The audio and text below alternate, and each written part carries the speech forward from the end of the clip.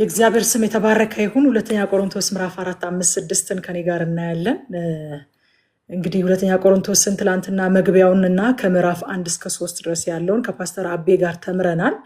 እግዚአብሔር ይባረክ። እግዚአብሔር ስለሰጠን አገልጋዮች እግዚአብሔርን እጅግ አድርገን እናመሰግናለን። ዛሬ ደግሞ ከኔ ጋር 3ቱን ምዕራፍ እንመለከታለን ማለት ነው። እንግዲህ ወደ ምዕራፍ 4 ስንመጣ ትላንትና ካቆምንበት ነው የምንቀጥለው። ምዕራፍ 4 ከምዕራፍ 3 ጋር ተያያዥነት ያለው ክፍል ነው። ስለዚህ ትንሽ ወደ ኋላ መለስ ልል እችላለሁ። ምዕራፍ 4 ላይ ጳውሎስ እያስተያየ የሚያስቀምጣቸው ነገሮች አሉ።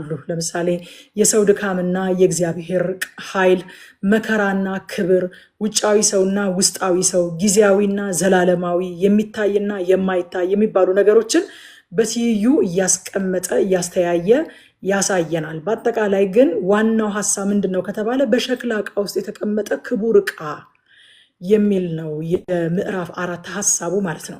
ከቁጥር 1 እስከ 6 ድረስ ያለውን ስንመለከት ተስፋ አንቆርጥም ነው የሚለው ሐዋርያው ጳውሎስ እዚህ ክፍል ላይ። ስለዚህ ከእግዚአብሔር ምሕረት የተነሳ ይህ አገልግሎት ስላለን ተስፋ አንቆርጥም ብሎ ነው የሚጀምረው። ገና ቁጥር 1 ላይ ሲጀምር ከዚህ ቀደም ምን ብያችኋለሁ? አልበላሽም ምን አመጣው አይደለ? ተስፋ የሚያስቆርጥ ነገር ባይገጥመው ሐዋርያው ተስፋ አንቆርጥም ምን አመጣው? በአገልግሎት ውስጥ ከጌታ ጋር በምንጓዘው ጉዞ ውስጥ ተስፋ ሊያስቆርጡ የሚፈልጉ በርካታ ነገሮች ይከሰታሉ። የኛ አለመበርታት ወይንም ደግሞ የኛ ስንፍና ወይንም ከኛ ጋር በተያያዘ እኛ ችግር ስላለብን ብቻ ሳይሆን በአጠቃላይ በክርስትና ሕይወት ስንኖርና ጌታን ስንከተል እግዚአብሔርን ስናገለግል ተስፋ የሚያስቆርጡ ነገሮች በመንገዳችን ላይ ይመጣሉ። ለዚህ ነው ሐዋርያው ጳውሎስ ተስፋ አንቆርጥም። የተስፋ መቁረጥ ስሜት እየከበበው ካልሆነ በስተቀር አንድ ሰው ከመሬት ተነስቶ ተስፋ አልቆርጥም አይልም። ስለዚህ የተስፋ መቁረጥ ስሜት ቢከባችሁ በእናንተ አልተጀመረም፣ በእኔ አልተጀመረም፣ በእኛ አልተጀመረም። ሐዋርያት አልፈውበታል፣ አባቶቻችን አልፈውበታል። ግን ምን እያሉ? ተስፋ አንቆርጥም እያሉ ነው ያለፉበት። ምዕራፍ 4 ከምዕራፍ 3 ጋር የተያያዘ ሐሳብ ያለው ነው ብያችኋለሁኝ። ለምንድን ነው ተስፋ ማትቆርጠው ሐዋርያው ጳውሎስ ስትሉት፣ ይህ አገልግሎት ስላለን ይላል። የቱ አገልግሎት? ምዕራፍ 3 ላይ የተነተነው አገልግሎት። ምዕራፍ 3 ላይ የአዲሱን ኪዳን አገልግሎት ከሙሴ አገልግሎት ጋር እያነጻጸረ የላቀ ክብር ያለው አገልግሎት እንደሆነ አሳይቷል። ይህ ከሙሴ አገልግሎት ይልቅ የላቀ አገልግሎት ካለን፣ ይህ የከበረ አገልግሎት ካለን ተስፋ አንቆርጥም። ይህ አገልግሎት ስላለን ነው ተስፋ የማንቆርጠው ይላል። ከእግዚአብሔር ምሕረት የተነሳ ይህ አገልግሎት ስላለን፣ ያ ምዕራፍ 3 ላይ የተጠቀሰው በጣም ግሎሪፋይድ የሆነው ማግኒፋይ የተደረገው ያ አገልግሎት ስላለን፣ ከእግዚአብሔር ምሕረት የተነሳ ይህንን አገልግሎት ስለተቀበልን ተስፋ አንቆርጥም ይላል። የቀደመው ኪዳን ጊዜያዊ ክብር የነበረው ነው ብሎናል ምዕራፍ 3 ላይ። አዲሱ ኪዳን ደግሞ ዘላለማዊ ክብር ያለው ነው። የአዲሱ ኪዳን አገልግሎት ዘላለማዊ ክብር ያለው ስለሆነና የላቀ ክብር ያለው ስለሆነ መከራ ቢኖርበትም ተስፋ አንቆርጥም ይላል ሐዋርያው ጳውሎስ። ከአገልግሎቱ ክቡርነት የተነሳ ከአገልግሎቱ ዘላለማዊ ክብር ያለው መሆን የተነሳ ተስፋ አንቆርጥም በአዲሱ ኪዳን አገልግሎት ብሎ ይናገራል ማለት ነው። ይህ ተስፋ አንቆርጥም የሚለው ቃል በዚህ ምዕራፍ ብቻ 2 ጊዜ ተጠቅሷል። ቁጥር 1 ላይ እና ቁጥር 16 ላይ 2 ጊዜ ሐዋርያው ጳውሎስ ተስፋ አንቆርጥም ይላል። ተስፋ እንዳይቆርጥና አገልግሎት አቋርጦ እንዳይወጣ የሚያበረታታው የተቀበለው ምሕረት፣ ከእግዚአብሔር ምሕረት የተነሳ የተቀበልነው አገልግሎት ስላለ ይላል። የተቀበለው ምሕረት ነው እንጂ የመከራ አለመኖር፣ የችግር አለመኖር፣ የፈተና አለመኖር አይደለም ሐዋርያው ጳውሎስን ተስፋ እንዳይቆርጥ የሚያደርገው። የተቀበለውን ምሕረት እያሰበ ከእግዚአብሔር ምሕረት የተነሳ የተሰጠውን ይህንን የከበረ አገልግሎት እያሰበ ነው ተስፋ የማይቆርጠው ሐዋርያው ጳውሎስ። ወዳጆቼ፣ አገልጋዮች ብዙ ተስፋ የቆረጠን ሰው ወደ ተስፋ ይመልሳሉ። ብዙ ተስፋ ያጣን ሰው ተስፋ እንዲያይ ያደርጋሉ። መክረው፣ ጸልየው፣ አስተምረው፣ አጽናንተው። ግን ብዙ ጊዜ አገልጋዮችም እንደዚህ አይነት የተስፋ መቁረጥ ስሜት ሊከባቸው እንደሚችል አናስብም። ሁል ጊዜ እኛ ከነሱ መጽናናትን መቀበል እንዳለብን፣ እኛ ከነሱ መጽናናትን መቀበል እንደምንችል፣ መበረታታት እንደምንችል፣ በእነሱ የተቆረጠው ተስፋችን ሊቀጠል እንደሚችል እናስባለን እንጂ እነሱም እንደኛ ሰው እንደሆኑ፣ እነሱም እንደኛ በዚህ በተጣለና በኃጢአት በወደቀ ተስፋ አስቆራጭ ነገሮች ባሉበት ዓለም ውስጥ እንደሚኖሩ፣ ተስፋ የሚያስቆርጥ ነገር፣ ተስፋ የሚያስቆርጥ ሁኔታ እንደሚከባቸው፣ ተስፋ ለመቁረጥ እንደሚፈተኑ እና የእግዚአብሔርን ምሕረትና የተሰጣቸውን የከበረ አገልግሎት እያሰቡ ጸንተው እንደሚቆሙ አናስብም። ግን ልናስብ ያስፈልጋል። ሐዋርያው ጳውሎስ በቃ የሞትን ድምፅ የሰማን መስሎን ነበር አለ። በቃ እኛ ራሳችን የሞትን ድምፅ የሰማን መስሎን ነበር፣ የተቆረጠ መስሎን ነበር ይላል። እንግዲህ መንፈሳዊ ነገሩ ደካማ ስለሆነ አይደለም፣ የእግዚአብሔር ቃል እውቀት ስለሌለው አይደለም፣ ስለማይጸልይ አይደለም። ይሄ ሰው ወዳጆቼ፣ ሰው በመንፈሳዊ ነገር የበረታ ስለሆነ፣ ሰው ስለሚጸልይ፣ ሰው የእግዚአብሔር ቃል እውቀት ስላለው ለሰዎች ከሚሆነው ፈተና ያመልጣል ማለት አይደለም። ስለዚህ አገልጋዮችም እንደኛው ሰው ናቸው፣ እንደኛው ይፈተናሉ፣ እንደኛው ተስፋ በሚያስቆርጥ ሁኔታ ውስጥ ያልፋሉ። እነሱ የእኛን ተስፋ እንዲቀጥሉ፣ እነሱ እኛን ተስፋ ከመቁረጥ አውጥተው ተስፋ እንድናይ፣ ብርሃን እንድናይ እንዲያደርጉን ብቻ ሳይሆን እኛም ደግሞ አንዳንድ ጊዜ አገልጋዮችን ሐዋርዩ ብለን መጠየቅ አለብን። የእውነት ሐዋርዩ ዶይንግ እንዴት እያደረክ ነው? እንዴት እያደረግሽ ነው? አገልግሎት፣ ህይወት፣ ኑሮ፣ ቤተሰብ፣ ትዳር፣ ልጆች እንዴት እያደረጉህ ነው? እንዴት እያደረጉሽ ነው ብለን ልንጠይቅ ያስፈልጋል። ይህንን የምላችሁ ብሏል ሐዋርያው ጳውሎስ። ዛሬ ምዕራፍ 7፣ 8፣ 9 ነገ የምናጠናውን እያጠናሁኝ ለእኔ የሆነ ነገር እንድታደርጉልኝ ፈልጌ አይደለም ደግሞ ይህንን የምላችሁ ይላል። ይህንን የምላችሁ እኔ የሆነ ነገር ፈልጌ አይደለም፣ ግን ኢንጀነራል ሐዋርያው ጳውሎስ በዚህ አይነት ሁኔታ ውስጥ ካለፈ ተስፋ አልቆርጥም እስኪል ድረስ ጥርሱን ነክሶ የሚያልፍበት ነገር ካለ ማንም በመንፈሳዊ ነገር የበረታ ነው ምትሉት፣ ማንም በእግዚአብሔር ቃል እውቀት የጠለቀ ነው የነጠረ ነው ምትሉት፣ ማንም በጸሎት የበረታ ነው የምትሉት፣ ማንም በጌታ ቤት የቆየ ነው የምትሉት አገልጋይ ተስፋ ሊያስቆርጥ በሚችል ሲቹዌሽን ውስጥ ያልፋል። የተስፋ መቁረጥ ስሜት ይከበዋል። ግን ተስፋ አልቆርጥም እያለ የእግዚአብሔርን ምሕረት እያሰበ ከዛ ምሕረት የተነሳ ደግሞ የተሰጠውን የከበረ አገልግሎት እያሰበን የሚጓዘው። ስለዚህ የሚራራ ልብ ይኖረን፣ በእውነት የሚራራ ልብ ይኖረን። እስኪ በቤተክርስቲያናችሁ ያሉትን ወንጌላውያን፣ በቤተክርስቲያናችሁ ያሉትን መጋቢዎች ሁል ጊዜ ጸልዩልኝ የምትሏቸውን፣ ሁል ጊዜ ስትጠፉ እንዲፈልጓችሁ ብቻ የምትጠብቋቸውን እስኪ ሂዱና እንዴት ናችሁ በሏቸው። እስኪ አሁን ያለው የኑሮ ውድነት እንዴት እያረገህ ነው በሏቸው። እንዴት እያረገህ ነው? በወንጌላዊ ደሞዝ እንዴት እየኖርክ ነው በሏቸው። እስኪ ሂዱና በእውነት ተስፋ የሚያስቆርጥ ነገር ውስጥ ያልፋሉ። ምህረቱን እያሰቡ የከበረውን አገልግሎት እያሰቡ ነው እንጂ ያልፋሉ። አንዳንድ ጊዜ እኔ ረጅም ጊዜ ኳየር ሊደር ነበርኩኝ ብያችኋለሁ እና በጣም በቃ በሆነ ነገር ውስጥ እያለፍኩኝ እኔ መጽናናትን ፈልጌ ወደ ኳየር ሲሄድ በጣም ብዙ ናቸው። አብዛኛውን ጊዜ የምመራቸው የኳየር ልጆች ብዙ ናቸው እና ከኳየሮቹ መካከል 5ቱ ክሪቲካል የሚያማክሩኝ ነገር አላቸው። የምጸልይላቸው የሚያማክሩኝ ክሪቲካል ነገር አላቸው። 5ቱ ማለት ነው። ከዛ የኔን ወደ ጎን አስቀምጠውና እነሱን አማክሬ ለእነሱ ጸልዬ በእነሱ መጽናናት ተጽናንቼ ማንም ሰው ፊቴንም አይቶ እንዴት ነሽ ዛሬ ግን እንደ ትላንቱ አይደለሽም ሳይለኝ ጌታ በቃ አንተ ሆነህ የምትሰማኝ፣ አንተ ሆነህ የምታጽናናኝ ብዬ ወደ ቤት የምመለስባቸው ቀኖች በጣም ብዙ ናቸው። ወዳጆች አገልጋዮችም እንደኛ ሰዎች ናቸው። እናንተ የምታልፉበት ነገር ሁሉ እነሱም የሚያልፉበት ነው። ስለዚህ ተስፋ በሚያስቆርጥ መንገድ ውስጥ እያለብን ተስፋ አንቆርጥም ይላል ሐዋርያው ጳውሎስ። እንኳን ሐዋርያው ጳውሎስ እንደዚህ ከተፈተነ ሌሎቻችንም አንፈተንበት ምንም ምክንያት የለም። ነገር ግን አለ ቁጥር 2 ላይ ስውርና አሳፋሪ ነገሮችን ትተናል፣ አናታልልም፣ የእግዚአብሔርንም ቃል ከሐሰት ጋር አንቀላቅልም፣ ይልቁንም እውነትን በግልጽ እየተናገርን በሰው ሁሉ ሕሊና ዘንድ ተቀባይነት እንዲኖረን ራሳችንን በእግዚአብሔር ፊት እናቀርባለን አለ። አንቀላቅልም አለ። ለምን መሰላችሁ? የሚገፋፋ ነገር አለ። እንዲቀላቅሉ የሚገፋፋ ነገር አለ። የሚቀላቅሉ ሰዎች ተመችቷቸው ተቀባይነት አግኝተው እየኖሩ ነው። የሚቀላቅሉ ሰዎች አልጋ ባልጋ ሆኖላቸው እየኖሩ ነው። የቆሮንቶስ አማኞች ለጆሮአቸው የሚመች የተቀላቀለ ትምህርት የሚነግሯቸውን ሐሰተኛ አስተማሪዎች አንቀባረው ይዘው እያኖሩ እውነተኞቹን ግን እንደ አታላይና እንደ ሌባ ቆጥረው እያሟቸው ነው ሐዋርያው ጳውሎስን። እነዛ ግን በመቀላቀላቸው ምክንያት ተወደው ለሰው ጆሮ የሚመች፣ ለሰው ስጋ የሚመች፣ ለሰው ስሜት የሚመች፣ ስሜትን የሚኮረኩር ነገር ቀላቅለው እየተናገሩ ተመችቷቸው እየኖሩ ነው።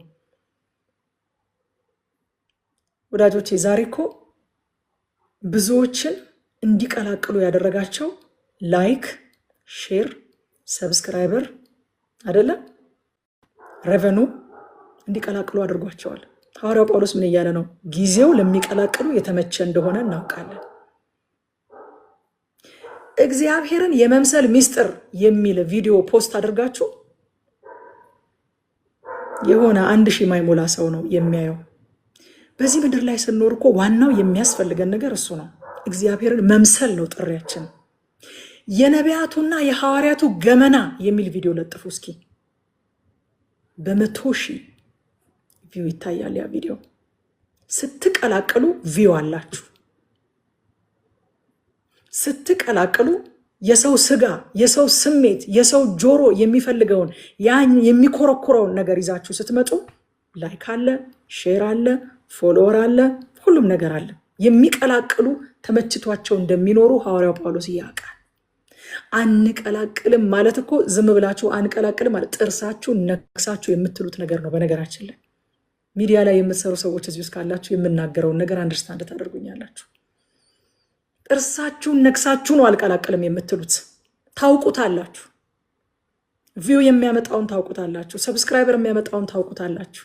የሚታየውን ታውቁታላችሁ። የትኛው ርዕሰ ጉዳይ ተፈላጊ እንደሆነ፣ የትኛው የሰዎችን ስሜት እንደሚኮረኮር፣ የትኛውን በዚህ ዘመን ያለ ሰው መስማት እንደሚፈልግ፣ ማጆሪቲው ምን እንደሚያስደስተው ታውቃላችሁ። ግን ጥርሳችሁን ነክሳችሁ አንቀላቅልም ትላላችሁ። አንቀላቅልም ማለት ተራ ንግግር አይደለም ወዳጆቼ። በመስሪያ ቤታችሁ አሁን በሚዲያ እንግዲህ ያለውበትን ነው የምነግራችሁ። ለምሳሌ በስራ ቦታችሁ፣ በንግድ ቦታችሁ፣ በሱቃችሁ የሚቀላቅሉ ሰዎች ሲመቻቸው እያያችሁ ነው። አንቀላቅልም ማለት ቀላል ነገር አይደለም። ንግግር ብቻ አይደለም፣ ህይወት ነው። አንቀላቅልም ማለት ህይወት ነው። ዋጋ የሚያስከፍል ህይወት፣ ዋጋ የሚያስከፍል ከኋላችሁ የተነሳ ከፊታችሁ ቀድሟችሁ ሲሄድ እያያችሁ የምትሰጡት ስቴትመንት ነው። አንቀላቅልም ማለት ወደ ህይወት ሲመጣ አንቀላቅልም ወገኖቼ። ለዚህ ለሚያልፍ ህይወት አንቀላቅልም።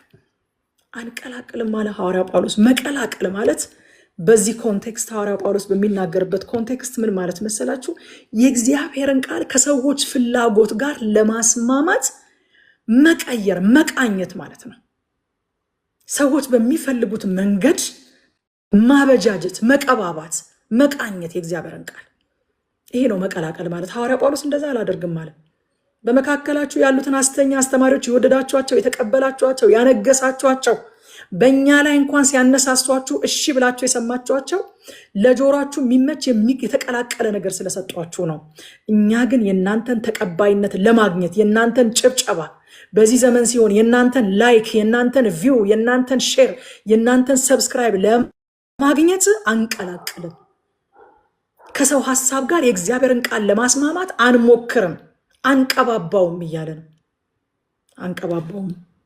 አሜን። አንቀላቅልም። አሜን። የእግዚአብሔር ቃል ወዳጆቼ እንዲለውጠን ነው እንጂ እንድንለውጠው አልተሰጠንም። እንድንለውጠው አልተሰጠንም። እንዲለውጠን ነው የተሰጠን የእግዚአብሔር ቃል። 2 ጢሞቴዎስ ምዕራፍ 4 ከቁጥር 2-3 ድረስ ሐዋርያው ጳውሎስ እንደዚህ አለ። ቃሉን ስበክ አለው ጢሞቴዎስን። ጊዜው ቢመችም ባይመችም ዝግጁ ሁን፣ በታላቅ ትዕግስትና በማስተማር አቅና፣ ገስጽ፣ አበረታታ። ምክንያቱም ማለት ሰዎች ትክክለኛ የሆነውን ትምህርት የማይቀበሉበት ጊዜ ይመጣል። ተቀባይነት ማጣት እኮ ነው አንዱ ሰዎች እንዲቀላቅሉ የሚያደርጋቸው። ለመቀላቀል የሚፈተኑበት አንዱ ምክንያት ተቀባይነት ማጣት ነው። የቀላቀሉ ተቀባይነት ሲያገኙ ስለሚያዩ ማለት ነው። ሰዎች ትክክለኛ የሆነውን ትምህርት የማይቀበሉበት ጊዜ ይመጣል። ከዚህ ይልቅ ለገዛ ምኞታቸው የሚስማማውን የሚያሳክክ ጆሯቸው ሊሰማ የሚፈልገውን እንዲነግሯቸው በዙሪያቸው ብዙ አስተማሪዎችን ይሰበስባሉ አለ። እኛ ግን አንቀላቅልም። እንደዛ አይነት ዘመን ይመጣል። እንደዛ አይነት ዘመን ይመጣል። የሚሰሟችሁ ጥቂት እየሆኑ ይመጣሉ። ማጆሪቲው የሚመቸውን ትምህርት ለራሱ መስማት የሚፈልገውን የሚነግሩትን አስተማሪዎች በዙሪያው ይሰበስባል። አንተ ግን ጊዜው ቢመችም ባይመችም በዚህ ዘመን ጊዜው ቢመችም ባይመችም ዝግጁ ሁን። ምን ለማድረግ? በታላቅ ትዕግስት በማስተማር አቅና፣ ገስጽ፣ አበረታታ ይላል። ቁጥር 3-4 ድረስ ያለውን ስናይ ወንጌላችን የተከደነ ቢሆን እንኳን ይላል ሁለተኛ ጢሞቴዎስ ምዕራፍ 4 ከ2 እስከ 3 ድረስ ወንጌላችን የተከደነ ቢሆን እንኳን ይላል። አያችሁ ወዳጆቼ፣ ሰዎች ወንጌልን የማይረዱት ለመረዳት አዳጋች ስላልሆነ አይደለም። አሁን እናንተ ወንጌል ከተገለጠላችሁ ወንጌል ከገባችሁ በኋላ እንደው ስታዩት አሁን ይሄንን ሰው ምኑን ነው የማይረዳው አትሉ? ምኑ ነው አሁን ይሄ ግልጽ ያልሆነው? እግዚአብሔር እኮ ግልጽ አድርጎ አስቀምጦታል። ምንም በማያሻማ መልኩ ግልጽ አድርጎ እኮ አስቀምጦታል። የመዳንን መንገድ፣ የመዳንን ምክንያት፣ የመዳንን ፍጻሜ፣ የዳንን ሰው ህይወት እግዚአብሔር እኮ ግልጽ አድርጎ አስቀምጦታል። ምኑ ነው አሁን የተሰወረው አትሉም? ስታዩት እንደው ግን ሰዎች ወንጌልን የማይረዱት ለመረዳት አዳጋች ስለሆነ አይደለም። የዚህ ዓለም አምላክ የማያምኑትን ልቡና ስለሚያሳውር ነው ይለናል ጳውሎስ። የማያምኑትን ልቡና ያሳውራል ይላል። ስለዚህ ወዳጆቼ ልንራራ ይገባል ማለት ነው። ዊበር ዘር በነገራችን ላይ እዛ ነበርን። አሁን ሰዎችን የምናንጓጥጥበት ቦታ ላይ እዛ ነበርን። ቢነግሩን የማይገባን ሰው እያወራ የማይሰማን ግልጽ የሆነው ነገር የማይገለጥልን የልቦና አይናችን የታወረ ሰዎች ነበርን። ዛሬ ቀላል ነው የምንለው ነገር ውስብስብ ያለብን ሰዎች ነበርን እኛም በአንድ ወቅት። ነገር ግን እግዚአብሔር በልባችን ላይ ያለውን ያንን ጨለማ ብርሃን ይሁን ሲል የዛን ጊዜ ወንጌል ገባን። የዛን ጊዜ ብርሃን በራልን። የዛን ጊዜ ተገለጠልን። የዛን ጊዜ ገባን። ምንድን ነው የገባን? እኔ እንጃ። ገባን፣ ብቻ የሆነ ነገር ገባን፣ ተገለጠልን።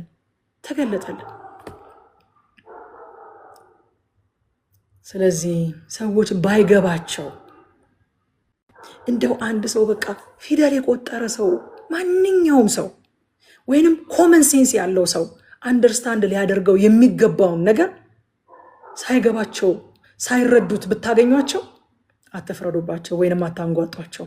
እኛም እዛ ነበርን። ቀላሉም ነገር የማንረዳበት ስፍራ ላይ ነበርን። አልነበርኩም እንዳትሉ መጽሐፍ ቅዱስ ሁላችሁም እዛ ነበራችሁ ይለናል ኤፌሶን ምዕራፍ 2 ከቁጥር 1 እስከ 2 ድረስ። እናንተ በበደላችሁና በኃጢአታችሁ ምክንያት ሙታን ነበራችሁ። ዋው! ሁላችንም አዎ ሙታን ነበርን። ሙት ምን ይገባዋል? ሙታን ነበራችሁ። በዚህም የዓለምን ክፉ መንገድ ተከትላችሁ በአየር ላይ ላሉት መንፈሳውያን ኃይላት ገዢ ለሆነውና አሁንም ለእግዚአብሔር በማይታዘዙት ሰዎች ላይ ለሚሰራው መንፈስ እየታዘዛችሁ ትኖሩ ነበረ። እኛ በእኛ ቤት ራሳችንን እያስተዳደርን የምንኖር መስሎን ነበረ። ግን ወደዳችሁም ጠላችሁም፣ እናንተ ገባችሁም አልገባችሁም፣ አወቃችሁም አላወቃችሁም፣ አንደኛ ሙታን ነበራችሁ፣ ሁለተኛ ደግሞ ገዢ ነበራችሁ። ያ ገዢያችሁ ደግሞ የእግዚአብሔር መንፈስ ሳይሆን የዓለምን ክፉ መንገድ ተከትላችሁ በአየር ላይ ላሉት መንፈሳዊ ኃይላት ገዢ ለሆነውና አሁንም ለእግዚአብሔር በማይታዘዙ ሰዎች ላይ ለሚሰራው መንፈስ፣ ለክፉ መንፈስ እየታዘዛችሁ ትኖሩ ነበረ። ክፉ መንፈስ እያዘዘንና እየነዳን የምንኖር ሙታን ነበርን። ይሄ ነበር የነበርንበት ሁኔታ እያንዳንዳችን። አንዳንዶቻችሁ አይደለም ያለ እናንተ ብሎ አጠቃላይ ለኤፌሶን ቤተክርስቲያን የተጻፈ መልእክት ነው። እናንተ ነበር ሙታን ነበራችሁ፣ በክፉ መንፈስ እየታዘዛችሁ ክፉ መንገድ ተከትላችሁ የምትሄዱ ነበራችሁ። ወገኖቼ እያንዳንዱ ሰው ወደደም ጠላም ከሁለት ለአንዱ መንፈስ እየተገዛ ነው የሚኖረው። ከሁለት በአንዱ መንፈስ አገዛዝ ስር ነው የሚተዳደረው። ወይ በክፉ መንፈስ ወይ በመልካሙ በእግዚአብሔር መንፈስ አገዛዝ ስር እየተዳደረ ነው የሚኖረው። ስለዚህ አንድን ሰው ስታናግሩት የምታናግሩት በመንፈሱ ሙት የሆነ ደግሞስ ክፉ መንፈስ የገዛ መንገዱን የክፋትን መንገድ ተከትሎ እንዲሄድ የሚነዳው የሚመራው የሚገዛው ሰው ነው እያናገረን ያለ ነው። ስለዚህ የመንፈስ ቅዱስ እርዳታ በኃይል ያስፈልገናል። በሙት መንፈሱ ላይ ሕይወት ይሁን የሚል፣ በጨለማው ላይ ብርሃን ይሁን የሚል፣ ካለበት መንፈሳዊ እስራት ነጥቆ የሚያወጣ የመንፈስ ቅዱስ እርዳታ ያስፈልገናል። የኛ ንግግር ብቻ አንድን ሰው ኮንቪንስ አድርጎ ወንጌልን እንዲቀበል እንዲገባው አንደርስታንድ እንዲያደርግ ሊያደርገው አይችልም። ለዚህ ነው ወንጌል ከጸሎት ጋር መሰበክ ያለበት። ለዚህ ነው ከዛ በኋላ የእግዚአብሔር አምሳል ስለሆነው ክርስቶስ ይናገራል። የእግዚአብሔር አምላክ የሆነው ክርስቶስ፣ የእግዚአብሔር አምሳል የሆነው ክርስቶስ ይላል። እንግዲህ ክርስቶስ በስጋ የተገለጠ የእግዚአብሔር ልጅና ሁለተኛው የሥላሴ አካል ስለሆነ እግዚአብሔርን በትክክል ያሳየ የእግዚአብሔር አምሳል ነው።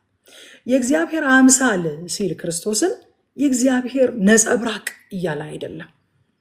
እግዚአብሔርን በትክክል የገለጠ እግዚአብሔርን ካለመታየት ወደ መታየት ያመጣ ማለት ነው። በትክክል የገለጠው ለምንድን ነው ከተባለ እሱ እግዚአብሔር ስለሆነ ነው። እሱ ራሱ እግዚአብሔር ስለሆነ እግዚአብሔርን በትክክል የገለጠ ነው። ከዛ በኋላ ከቁጥር 5 እስከ 6 ድረስ የምንሰብከው ክርስቶስን እንጂ ራሳችንን አይደለም ይላል። የምንሰብከው ማንን ነው? ክርስቶስን እንጂ ራሳችንን አይደለም። በጨለማ ብርሃን ይብራ ያለ ደግሞ ራሱ እግዚአብሔር ነው ይላል። ይህንን ወደ ዘፍጥረት ምዕራፍ 1 ወስዶ ነው የሚያስታውሰን። ዘፍጥረት 1ን ያስታውሰናል። በመዳን ወቅትም በሰው ልብ ላይ እግዚአብሔር ተመሳሳይ ነገር እንደሚያደርግ ነው የሚነግረን። ዘፍጥረት 1 ላይ ካስታወሳችሁ እግዚአብሔር በመጀመሪያ ሰማይና ምድርን ፈጠረ። ምድርም ባዶ ነበረች፣ ጨለማውን በውሃ ላይ ይሰፍ ነበረ። የእግዚአብሔር መንፈስ በውሃ ላይ ይሰፍ ነበረ፣ ጨለማ ምድር ሞልቷት ነበር ይላል። ስለዚህ አሁን ያንን ኬዎስ ያንን ስርዓት ያልያዘ ነገር ወደ ስርዓት ለማምጣት ወደ ህይወት ለማምጣት ወደ መኖሪያነት ወደ ምቹ ቦታነት ለማምጣት መጀመሪያ ጨለማው መገፈፍ ነበረበት። ጨለማው ከመገፈፉ በፊት ምንም የተፈጠረ ፍጥረት የለም። ጨለማ ከመገፈፉ በፊት ምንም የተሰራ ስራ የለም። በእኛ ህይወትም ወገኖቼ ጨለማ ከመገፈፉ በፊት ምንም ማድረግ አይቻልም። አንዳንዴ በሰዎች ህይወት ውስጥ ገብተን ከጨለማው መገፈፍ በፊት ለውጦች እንዲመጡ ለመስራት እንሞክራለን። ጨለማው ሳይገፈፍላቸው የጸባይ ለውጥ እንዲያመጡ ከሆነ ሱስ እንዲላቀቁ የሆነ ነገር እንዲያደርጉ የሆነ ነገር ማድረግ እንዲያቆሙ። እኔ እንደዚህ አይነት ነገር በነገራችን ላይ በጣም መጽሐፍ ቅዱሳዊ እንዳልሆነ ነው የሚሰማኝ። አላምንበትም። መጀመሪያ እግዚአብሔር ስራ ከመጀመሩ መፍጠር ከመጀመሩ ህይወትን ወደ ምድር ከማምጣቱ በፊት ምንድን ነው ያደረገው? ጨለማውን የገፈፈው። ሰው መጀመሪያ መዳን አለበት። ሰው መጀመሪያ ዳግም መወለድ አለበት። ሰው መጀመሪያ ጨለማው ሊገፈፍለት ያስፈልጋል። ሰው መጀመሪያ ከውጭ ወደ ቤት መግባት አለበት። ስራው ከዛ በኋላ የሚቀጥል ነገር ነው። በልባችን ላይ ያለውን ጨለማ ብርሃን ይሁን ያለ ራሱ እግዚአብሔር ነው። ያንን ማድረግ የሚችል ደግሞ እግዚአብሔር ብቻ ነው። እግዚአብሔር ህይወት ባልዘራበት፣ እግዚአብሔር ጨለማውን ባልገፈፈበት፣ እግዚአብሔር ለዛ ሰው ዳግም ልደትን ባልሰጠበት፣ እግዚአብሔር ያንን ሰው ከሞት ወደ ህይወት ባላሻገረበት ሁኔታ እኛ ጸባዩን ለማሻሻል የምናደርገው ጥረት ምንም ትርጉም ያለው ጥረት አይደለም። ስለዚህ አስቀድመን ልንተጋ የሚገባው ከዛ ሰው ህይወት ላይ ጨለማ መጀመሪያ መንፈሳዊ ነፃነቱን ሊያገኝ ይገባው። በቃ ሊያሳስበን የሚገባው ቅድሚያ ሊሰጠው የሚገባው ፕራዮሪቲያችን መንፈሳዊ ነፃነት ማግኘት አለበት አንድ ሰው መጀመሪያ። ያንን መስጠት የሚችል ደግሞ እግዚአብሔር ብቻ ነው። ሌሎቹ ነገሮች ከዛ በኋላ የሚደርሱ ነገሮች ናቸው። እቤት ከገባ በኋላ በቃ አንድ ሰው ለምሳሌ ልጁ ቢጠፋበት እና ከቤት የሆነ ሌላ ከተማ ሄዶ ጎዳና ተዳዳሪ ሆኖ እዛ ጎዳና ላይ የተለያዩ ሱሶች ውስጥ ገብቶ ቢያገኘው፣ ቆሻሻ ሆኖ ልጁ በቃ ሱስ ውስጥ ገብቶ ምናምን ቢያገኘው ያን ልጅ ልክ እንዳገኘው ይህንን ሲጋራ ማቆም አለብህ ነው የሚለው። እሱ ቤት ከገባን በኋላ የሚሰራ ስራ ነው። መጀመሪያ ወደ ቤት ይዞት ይመጣል። እዛ ጎዳና ላይ ልጁን እንዳገኘው መታጠብ አለብህ፣ ከዛ ደግሞ ሲጋራ ማቆም አለብህ፣ ከዛ ደግሞ እንደዚህ አይባልም፣ እንደዚህ አይነት ንግግር መናገር የለብህም ምናምን ነው እንደሚለው አይለው። ከነ ቆሻሻው፣ ከነ ሱሱ፣ ከነ ንግግሩ፣ ከነ አዲስ ከተለማመዳቸው ክፉ ባህሪያቱ ወደ ቤት ይዞት ይመጣል። ወደ ቤት ከገባ በኋላ ለመታጠቡ፣ ለመሰልጠኑ፣ ከሱስ ለመላቀቁም ከዛ በኋላ ይደርሳል። ወዳጆቼ መጀመሪያ ወደ ቤት እናምጣቸው። ሰዎች ወደ ቤቱ ህይወት ሊዘራባቸው፣ ጨለማቸው ሊገፍላቸው፣ ካሉበት መንፈሳዊ ስርዓት ነፃ ሊያወጣቸው አባታቸው ይጠብቃቸዋል። ስለዚህ መጀመሪያ ወደ ቤት እናምጣቸው። እቤት ከመጡ በኋላ፣ ነፃ ከወጡ በኋላ፣ ጨለማቸው ከተገፈፈ በኋላ፣ ዳግመኛ ከተወለዱ በኋላ ከዛ በኋላ ይደርሳል። እኔ ወደ ጌታ ቤት ስመጣ ነግሬያቸዋለሁ። ከናይት ክለብ ነው በቀጥታ የመጣሁት። እየዘፈንኩኝ ማታ እየዘፈንኩኝ ነበረ ጠዋት ቸርች የምመጣ እና እነ ፓስተር ሞ በዛን ሰዓት ስለ አለባበሴ፣ ስለ ንግግሬ፣ ስለምኑ ስለምሰራው ስራ፣ ስለምጠጣው መጠጥ፣ ስለምንም ነገር የሚጠይቀኝም ስለዛ ጉዳይ የሚያማክረኝም ስለዛ ጉዳይ የሚመክረኝም ስለዛ ነገር የሚገስጸኝም ይሄንን አርጊ ይሄንን አታርጊ የሚለኝ ሰው አልነበረም። ብቻ እንዳትቀሪ ነበር የሚለው። በዛን ሰዓት ያን ሁሉ ነገር ቢሉኝ it was too much። እኔ የኖርኩበት ዓለም ሌላ ነው። እንግዲህ እንዴት አድርጌ ነው በአንድ ጊዜ ያንን ዓለም ቀይሬ ወደዚህ ዓለም መግባት የምችለው? በዛን ሰዓት ግን እነሱ የሚያደርጉት ነገር ምንድነው? ብቻ አትቅሪ፣ ከነዛው አለባበሴ፣ ከነዛው አነጋገሬ፣ ከነዛው ሁኔታዬ ብቻ አትቅሪ ብለው ይቀበሉኝ ነበረ፣ ይጸልዩልኝ ነበረ፣ የእግዚአብሔርን ቃል ያስተምሩኝ ነበረ። በጊዜው ይሆናል ነበረ የሚሉ አሁን ወደ ስራ መሄድሽ ነው፣ በቃ ጌታ ከአንቺ ጋር ይሁን፣ እንግዲህ ሰላም ግቢ፣ ነገ እንዳትቀሪ እሺ፣ ፕሮግራም አለ ብለውኝ ቻው ብያቸው ነበር ወደ ክለብ የሚሄደው። የሚገርማችሁ ነገር በእግዚአብሔር ጊዜ ይሆናል፣ በቃ እግዚአብሔር ራሱ መንገዱን ያሳይሻል እያሉ ይጸልዩልኝ ነበረ፣ ያስተምሩኝ ነበረ፣ ፍቅር ይሰጡኝ ነበረ።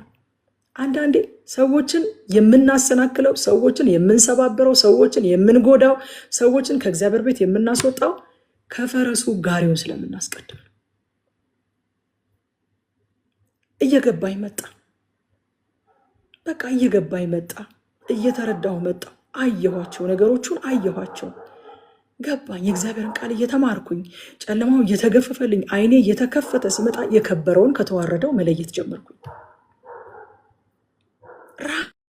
ራሴ እያንዳንዷን እርምጃ ያለማንም ገፋፊነት ማንም ሰው ሳይወስንልኝ እያንዳንዷን እርምጃዬን ወስኜ የተራመድኩት ራሴ ነበር።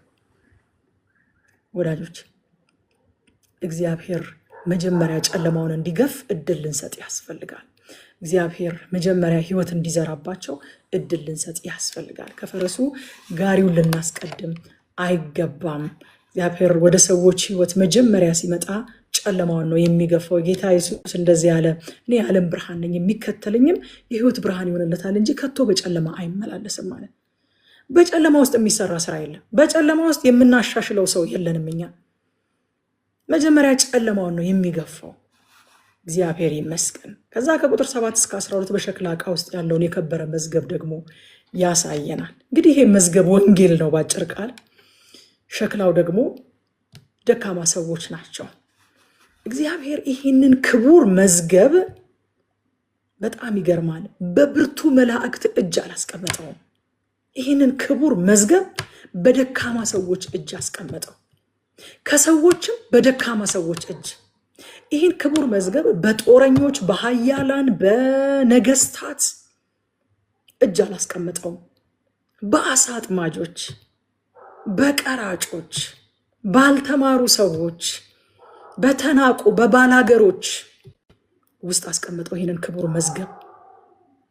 ለምን ከተባለ ሳይቀናነስ ክብር የሱ ብቻ እንዲሆን ስለወደደ። ሃሌሉያ ሃሌሉያ። እግዚአብሔር በደካማው ሰው ሲሰራ ክብሩን ጠቅልሎ ብቻውን ይወስዳል። ያልተሸራረፈ ክብር ያገኛል እግዚአብሔር። ይህንን ክቡር መዝገብ እኮ እግዚአብሔር ስለሰጠን እየተደነቅን እየከበደብን እያከበር ነው፣ በጣም ቫልዩ እያደረግነው ልንጓዝ ያስፈልጋል ወገኖች። በሸክላ ዕቃ ውስጥ አስቀምጠን ኤኒታይም ሊሰበር፣ ኤኒታይም ሊጎዳ፣ ኤኒታይም ሊታመም፣ ኤኒታይም ሊሞት በሚችል በሸክላ ዕቃ ውስጥ አስቀመጠው ይላል። ከዛ ከቁጥር 8 እስከ 9 ድረስ የክርስትና ህይወት መከራ አልባ ህይወት እንዳልሆነ ግን በመከራ ውስጥ የሚያሸንፍ ህይወት እንደሆነ ይነግረናል። ሮሜ ምዕራፍ 8 ቁጥር 37 ላይ በዚህ ሁሉ ግን ይላል በወደደን በእርሱ ከአሸናፊዎች እንበልጣለን። ወዳጆቼ there are conquerors። አይገርማችሁም? የእግዚአብሔር ቃል ኮንከረርስ አሸናፊዎች እንዳሉ አይክድም። አሸናፊዎች አሉ። ሰውን ሁሉ እያሸነፉ የሚኖሩ አሸናፊዎች አሉ። እኛስ እነሱ መኖራቸውን አንክድም። በወደደን በእርሱ ከአሸናፊዎች እንበልጣለን ይላል። ሃሌሉያ። እዛ ከ10 እስከ 12 የኢየሱስን ሞት በስጋችን ዘወትር ተሸክመን እንዞራለን ይላል። ምን ማለት ነው? የኢየሱስን ሞት በስጋችን ዘወትር ተሸክመን መዞር ማለት ምን ማለት ነው? የኢየሱስ ሕይወት በእኛ እንዲገለጥ በየዕለቱ በመከራው እንተባበራለን። ከሱ ጋር በመከራው እንተባበራለን። በየዕለቱ የመከራው ተካፋዮች የሆንን እንኖራለን። ለምን? ሕይወቱ በእኛ እንዲገለጥ ሕይወቱ በእኛ እንዲገለጥ። ፊልጵስዩስ 3 ቁጥር 10 ላይም ክርስቶስንና የትንሣኤውን ኃይል እንዳውቅ በስቃዩ ተካፋይ እንደሆነና በሞቱም እሱን እንድመስል እመኛለሁ ይላል። ወዳጆቼ እኛ ዛሬ የምንካፈለው የክርስቶስ ስቃይ ዓለምን የማዳን ስቃይ አይደለም። ክርስቶስ ዓለምን ለማዳን በመስቀል ላይ የከፈለውን ዋጋ አይደለም መልሰን የምንከፍለው። እኛ ዛሬ የማዳኑን ወንጌል የምስራች የማድረስ ስቃይ ነው የኛ ስቃይ። የክርስቶስን ስቃይ የምንካፈለው በዛ መልኩ ነው። እንደሱ የክርስቶስን ስቃይ እንካፈላለን እያሉ ሰዎች ይህንን ጥቅስ በማይሆን መንገድ ተርጉመውት ታውቃላችሁ። አንዳንድ ሀገራት ላይ በየዓመቱ ክርስቶስ እንደተገረፈ ራሳቸውን የሚገርፉ፣ ክርስቶስ እንደተሰቀለ ራሳቸው በእንጨት ላይ የሚሰቀሉ ምናምን ሰዎች አሉ። የክርስቶስን ስቃይ የምንካፈለው በዚህ መልኩ አይደለም። የኛ መገረፍ የኛ መሰቀል የሚያድነው ሰው የለም። ሰዎችን የሚያድነው አሁን ክርስቶስ ስለ ኃጢአታቸው መሰቀሉን፣ ክርስቶስ ስለ ኃጢአታቸው መገረፉን፣ መሞቱንና እነሱን ለማስነሳት እነሱን ለማጽደቅ ደግሞ ከሙታን መነሳቱን ይህንን ዜና ማብሰር ነው ሰዎችን የሚያድነው። ስለዚህ የስቃዩ ተካፋዮች ምን ሆኖ በምን መንገድ ነው ከተባለ ሰዎችን ለማዳን የተሰቃየውን ስቃይ፣ የሰዎች መዳን የተፈጸመበትን ያንን የመስቀሉን ስራ የምስራቹን ለትውልድ በማድረስ ዜናውን ለትውልድ በማድረስ በዛ የስቃዩ ተካፋዮች እንሆናለን። ይህን በማድረጋችን የዚህ ስቃይ ተካፋዮች በመሆናችን ደግሞ የኢየሱስ ሕይወት በእኛ ይገለጣል ይላል። ሃሌሉያ። ከዛ ከቁጥር 13 እስከ 15 ድረስ ደግሞ እምነት ይናገራል ይለናል። እምነት ይናገራል። መዝሙር 116 ቁጥር 10ን ጠቅሶ ነው አመንኩ ስለዚህም ተናገርኩ የሚለውን ከመዝሙር 116 ቁጥር 10 ላይ ነው የሚያመጣው። ያመነ ሰው ይናገራል። ያመነ ሰው ይናገራል ማለት ይሄ አመንኩ ስለዚህም ተናገርኩኝ በጣም ሚስ ዩዝ የተደረገ the most abused scripture ነው። በጣም በዚህ ዘመን በጣም አቢዩዝ የተደረገ ስክሪፕቸር ነው። በጣም አመንኩ ስለዚህም ተናገርኩ ማለት የሆነ እንዲሆንልን የምንፈልገውን ነገር ሁሉ ስለመናገር አይደለም የሚያወራው ይሄ ጥቅስ። ይሄ ጥቅስ የሚናገረው እምነት ይናገራል ሲል እምነት ይመሰክራል። ያመነ ሰው የመሰከረውን ነገር ይናገራል። ያመነ ሰው ስላመነው ነገር ይመሰክራል እንጂ ዝም አይልም ማለት ነው ባጭር ቃል። እኛ አማኞች ነን። አንዲት እምነት አለችን። ያችን እምነታችንን ደግሞ አንደብቃትም። ያቺ እምነታችን የማትነገር አይደለችም፣ የምትመሰከር ናት። ስንጀምርም በአንደበታችን ተናግረን የጀመርናት፣ ስንኖርም እየተናገርን እየመሰከርን የምንኖርባት የምትነገር እምነት ናት ያለችን። ሙያ በልብ ነው ተብሎ የምትያዝ ሳትሆን የምትነገር እምነት ናት ያቺ እምነታችን። ለዚህ ነው ሮሜ ምዕራፍ 10 ቁጥር 10 ላይ ሰው በልቡ አምኖ ይጸድቃል እና በአፉም መስክሮ ይድናል። ምንድነው የሚመሰክረው? በልቡ ያመነውን ነገር። እምነት ይናገራል ስንል አማኝ እምነቱን ይናገራል ማለታችን ነው እንጂ እንደው ምኞቱን እየዞረ የፈለገውን ያየውን የተመኘውን የጎመጀበትን የቀላወጠውን ነገር ሁሉ ይናገራል ይለፈልፋል ማለታችን አይደለም።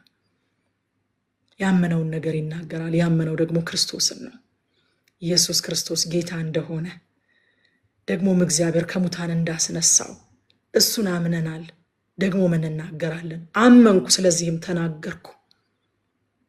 አውዱ የሚያወራው ይሄንን ነው። ጳውሎስ ያመነውን ከመናገር ያመነውን ከመመስከር ወደኋላ ብሎ አያውቅ። እኛንም የሚለን ለዛ ነው። አመንኩ ስለዚህም ተናገርኩ። ይኸው እንደዚህ መከራዬን የምበላው እንደዚህ መከራ የምቀበለው እኔ በዚህ ሁሉ ስቃይ ውስጥ የማልፈው ያመንኩትን ነገር እመሰክራለሁ እንጂ ዝም አልልም በማለቴ ነው። አመንኩ ስለዚህም ተናገርኩ። የመጣብኝንም መከራ እቀበላለሁ። የኢየሱስን ሞት ዕለት ዕለት ተሸክሜ እሄዳለሁ። ያመንኩትን ከመናገር ግን ማንም ዝም ሊያሰኘኝ አይችልም። ሐዋርያት ሥራን ስናጠና አይተናል። ሐዋርያቱ ያመኑትን እንናገራለን በማለታቸው ነው ያን ሁሉ መከራ የተቀበሉት እንጂ የልባቸውን ምኞት መጎምጀታቸው የቀላወጡትን የተመኙትን ነገር ሁሉ ስለተናገሩ አይደለም መከራ የተቀበሉ።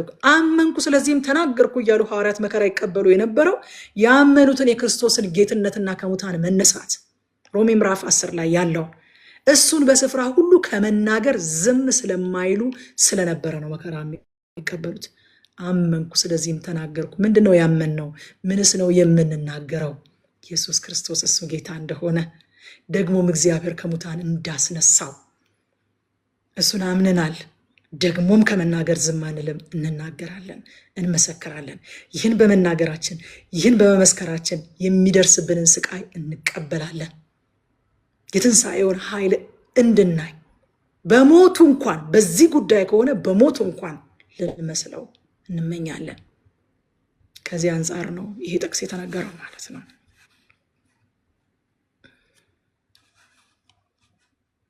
ቁጥር 16 እስከ 18 ድረስ የማይታየውን ስለማየት ይናገራል። ውጫዊው እየጠፋ ቢሄድም ውስጣዊው እየታደሰ ነው የሚሄደው። በውስጣችን ያለው የትንሣኤ ህይወት ውጫዊውን መከራ እያሸነፈ የሚሄድና በመጨረሻም ሞትን እንኳን ድል የሚነሳ ነው። ስለዚህ ትኩረታችሁን ከሚታየው ላይ አንሱና የማይታየው ላይ አድርጉ ይለናል ሐዋርያው ጳውሎስ። ከዛ ቀላልና የጊዜው የሆነው መከራችን ይለናል ደግሞ እሱ ምን አለበት ልንል አንችልም መቼም። ሐዋርያው ጳውሎስ ቀላልና ጊዜያዊ የሆነው መከራችንን ሲል የሚያልፍበትን መንገድ ዘርዝሮ ስለሚናገር እሱ ምን አለበት ቀላል ነው ይበል እንጂ ልንለው አንችልም። ቀላል ነው የሚለው እሱ በምን አይነት መንገድ እያለፈ ነው? የሞትን ድምፅ እየሰማ እየተገረፈ እስከ ሞት ድረስ እየተወገረ እየተደበደበ እየተራበ እየተጨነቀ እየተሰቃየ እየታሰረ በመታረዝ በጥማት በረሃብ በብዙ አይነት ስቃይ ውስጥ እያለፈ ቀላል የሆነው ይላል። ግን አምሹር በዚህ ዘመን ያለን አማኞች አሁን እዚህ ቲክቶክ ላይ ቁጭ ብለን እየተከታተልን ያለን ሰዎች ሐዋርያው ጳውሎስ የከፈለውን ያህል ዋጋ የከፈለን ሐዋርያው ጳውሎስ ባለፈበት መከራ ያለፍን አይመስለኝም። ግን በዚህ ሁሉ ነገር ውስጥ አልፎ እሱ ቀላልና ጊዜያዊ ነው ይላል። መከራ እንዳለ አይክድም ጳውሎስ። መከራ እንዳለ ሳይክድ ግን መከራውን አስተያይቶ ነው ቀላል የሚለው። አንድን ነገር እኮ ሃሌሉያ ቀላልም ከባድም የሚያስብለው ያስተያያችሁት ነገር ነው፣ አብሮት የተመዘነው ነገር ነው አይደለ? አሁንም የአንድ ቀኑን ምሳሌ ልንገራችሁ። ሱቅ ሄዳችሁ ውጭ ሀገር ያላችሁም ታስታውሳላችሁ። ሱቅ ሄዳችሁ ስኳር መግዛት ብትፈልጉ 4 ኪሎ የሚመዝነውን ስኳር የሚመዝነውን የብረት መመዘኛውን አንዱ ሚዛን ላይ ቁጭ አድርጎት 1 ኪሎ ስኳር እዚህኛው ላይ ቢያስቀምጥ ስኳሩ ቀላል ነው። ምክንያቱም ይሄ ከባድ ስለሆነ ስኳሩን አቅልሎታል። ይሄኛው ሚዛኑን ይደፋል። ግንስ ግማሽ ኪሎ ብረት አስቀምጦ 1 ኪሎ ስኳር ቢያስቀምጥ ስኳሩ ከባድ ነው። ወዳጆቼ መከራን ከዘላለም ጋር ካልመዘን ነው ከባድ ነው። ሐዋርያው ጳውሎስ ቀላል ነው የሚለው የሚያልፍበት ነገር ቀላል ስለሆነ አይደለም።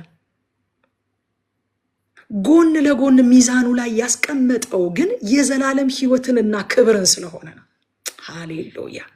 የምናልፍበት የትኛውም ነገር የሚከብደንም የሚቀለንም ከምን ጋር ከመዘን ነው የሚለው ነው ጥያቄው። በቃ ከምን ጋር መዝነነው ነው የቀለለን? ከምን ጋር መዝነነው ነው የከበደን? ከዘላለም ሕይወትና ከዘላለም ክብር ጋር ስለሚያስተያየው ከዘላለም ሕይወትና ከዘላለም ክብር ጋር ጎን ለጎን አድርጎ ስለሚመዝነው ቀላል ነው፣ ደግሞም የጊዜው ነው። ሃሌሉያ! ሮሜ 8:18 ላይ እንደዚህ ብሏል። የአሁኑ ዘመን ስቃያችን አለ። የአሁኑ ዘመን ስቃይ እኮ ነው፣ አይክደው። ስቃያችን ወደፊት ሊገለጥ ካለው ለኛ ከተጠበቀልን ክብር ጋር ሲነጻጸር አያችሁ ከምን ጋር አነጻጽረ ነው ወገኖች ሲነጻጸር ምንም እንዳይደለ እቆጥራለሁ አለ። ወዳጆቼ ያከበደብንም ያቀለለብንም ያነጻጸርንበት ነገር ነው። ከምን ጋር አነጻጽረ ነው? አሁንስ በዛ ያልነው ከምን ጋር አነጻጽረ ነው? ከዘላለም ጋር ከዘላለም ሕይወት ጋር ከዘላለም ክብር ጋር ሊገለጥ ካለው ለኛ ከተጠበቀልን ክብር ጋር ሲነጻጸር it means nothing አለ። ምንም እንዳይደለ ቆጥረዋለሁ። ምንም እንዳይደለ መቁጠር ትፈልጋላችሁ? ከዘላለም ክብር ጋር አነጻጽሩት። ምንም እንዳይደለ እንድንቆጥር የሚያደርገን እሱ ነው። ካልሆነማ ከባድ ነው ወዳጆች። ምንም እንዳይደለ ቆጥረዋለሁ እኛን። ከዛ የማይታየው ከሚታየው ይልቃል የሚለውን ደግሞ ያሳየናል። ይሄ እንግዲህ የዓለምን አካሄድ ዳይሬክት ኦፖዚት በሆነ መልኩ የሚሽር ነው። የማይታየው ከሚታየው ይልቃል ይላል። ዓለም ማየት ማመን ነው የምትለው። ሐዋርያው ጳውሎስ ደግሞ የማይታየው አላየነውም ግን ከሚታየው ይልቃል ይላል። ለምን ሐዋርያው ጳውሎስ? ምክንያቱም የማይታየው ዘላለማዊ ነው። ደግሞ የማይታየው ለሚታየው ነገር ሁሉ ምንጭ ነው። በነገራችን ላይ አንድ ነገር ከታየ ጊዜያዊ ነው። ፊዚካል የሆኑ ነገሮች ሁሉ ጊዜያዊ ናቸው። ወደ መታየት የመጡ ነገሮች ሁሉ ጊዜያዊ ናቸው። የማይታየው ዘላለማዊ ነው። የሚታየው ሁሉ አሁን በዚህ በፊዚካል አይናችን የምናየው የሚታይ ነገር ሁሉ ጊዜያዊ ነው። የማይታየው ለምን ይበልጣል ካልን ዘላለማዊ ስለሆነ። ደግሞስ የሚታየው ነገር ሁሉ ከሆነ ምንጭ ነው የመጣው፣ ራሱን ያስገኘ አይደለም። ምንጩ ማን ነው? የማይታየው ዓለም። ዕብራውያን ምዕራፍ 11 ቁጥር 1 ላይ እንደዚህ ይላል፣ እምነት ተስፋ ያደረግነው ነገር እንደሚፈጸም እርግጠኛ የሆንበት የማናየውም ነገር እውን መሆኑን የምንረዳበት ነገር ነው ይላል። የማናየው ነገር እውን መሆኑን በእምነት ነው የምንረዳው። ከዛ ለሽማግሌዎች የተመሰከረላቸው ይህ ነው ይልና ይሄ የሚታየው ሁሉ ከማይታየው እንደሆነ በእምነት እናስተውላለን ይላል። አያችሁ ወዳጆቼ፣ የሚታየው ነገር ሁሉ እኔና እናንተን ጨምሮ ማለት ነው፣ የሚታየው ነገር ሁሉ ምንጩ የማይታየው ዓለም ነው። የማይታየው ይልቃል። ለምን? ለሚታየው ነገር መነሻው ስለሆነ፣ ምንጩ ስለሆነ፣ ሶርስ ስለሆነ። የማይታየው ይልቃል። ለምን? ዘላለማዊ ስለሆነ፣ የሚታየው ጊዜያዊ ስለሆነ። ስለዚህ ትኩረታችሁን የማይታየው ላይ አድርጉ ይላቸዋል ሐዋርያው ጳውሎስ።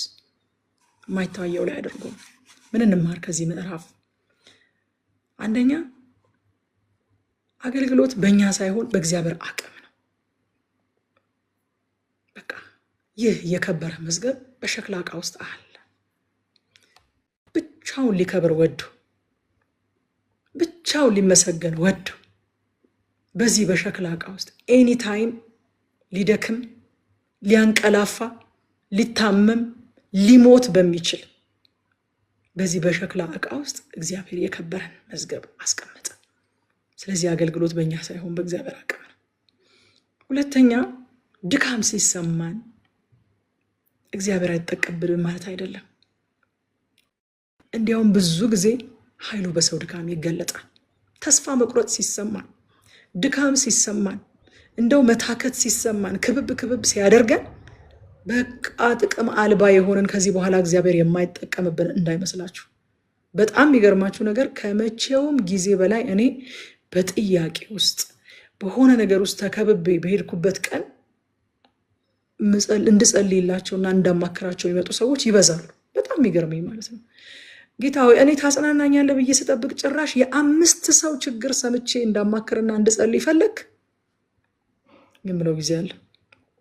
በዛን ቀን እግዚአብሔር እነዛን ሰዎች አጽናንቶ ዛሬ ባላገኝሽ ኖሮ ብለው፣ ዛሬ ባትጸልይልኝ ኖሮ ብለው ወደ ቤታቸው ይሄዳሉ። ምንድን ነው ጌታ ሆይ ስለ ኃይሌ በሰው ድካም ይገለጣል። እንደው ከቤታችሁ ተቀጣጥላችሁ ከፍታውን የያዛችሁ ከመሰላችሁ ቀን ይልቅ በጣም የወረዳችሁ፣ በጣም የደከማችሁ፣ በጣም ጥቅም አልባ እንደሆናችሁ የተሰማችሁ ቀን እግዚአብሔር ይጠቀምባችሁ። ሶስተኛ ክርስቶስን እንጂ ራሳችንን እንዳንሰብክ እንጠንቀቅ። ወዳጆቼ እንድንቀላቅል ራሳችንን እንድንሰብክ የሚያደርጉ ነገሮች በጣም በዙሪያችን ሞልተዋል። በጣም ቴምፕቴሽኑን ተቋቁመን በየዕለቱ ክርስቶስን እንስበክ። አራተኛ መከራን በዘላለም መነጽር ብናየው ይቀለናል።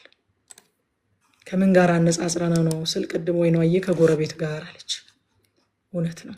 ከጎረቤት ጋር ካነጻጸር ነው ይከብደናል። እንዴ እኔ ምንድን ነው ይዚና ክለኔን አትወደኝም እንዴ እንላለን። ከጎረቤት ጋር ካነጻጸር ነው። ግን ከዘላለም አንጻር ካየነው ግን ቀላልና ጊዜያዊ ነው። ደግሞ ምንም እንዳይደለ ቆጥረዋለሁ እንላለን እንደ ሐዋርያው ጳውሎስ ማለት ነው። ጌታ ይባረክ። ምዕራፍ 5 እናያለን።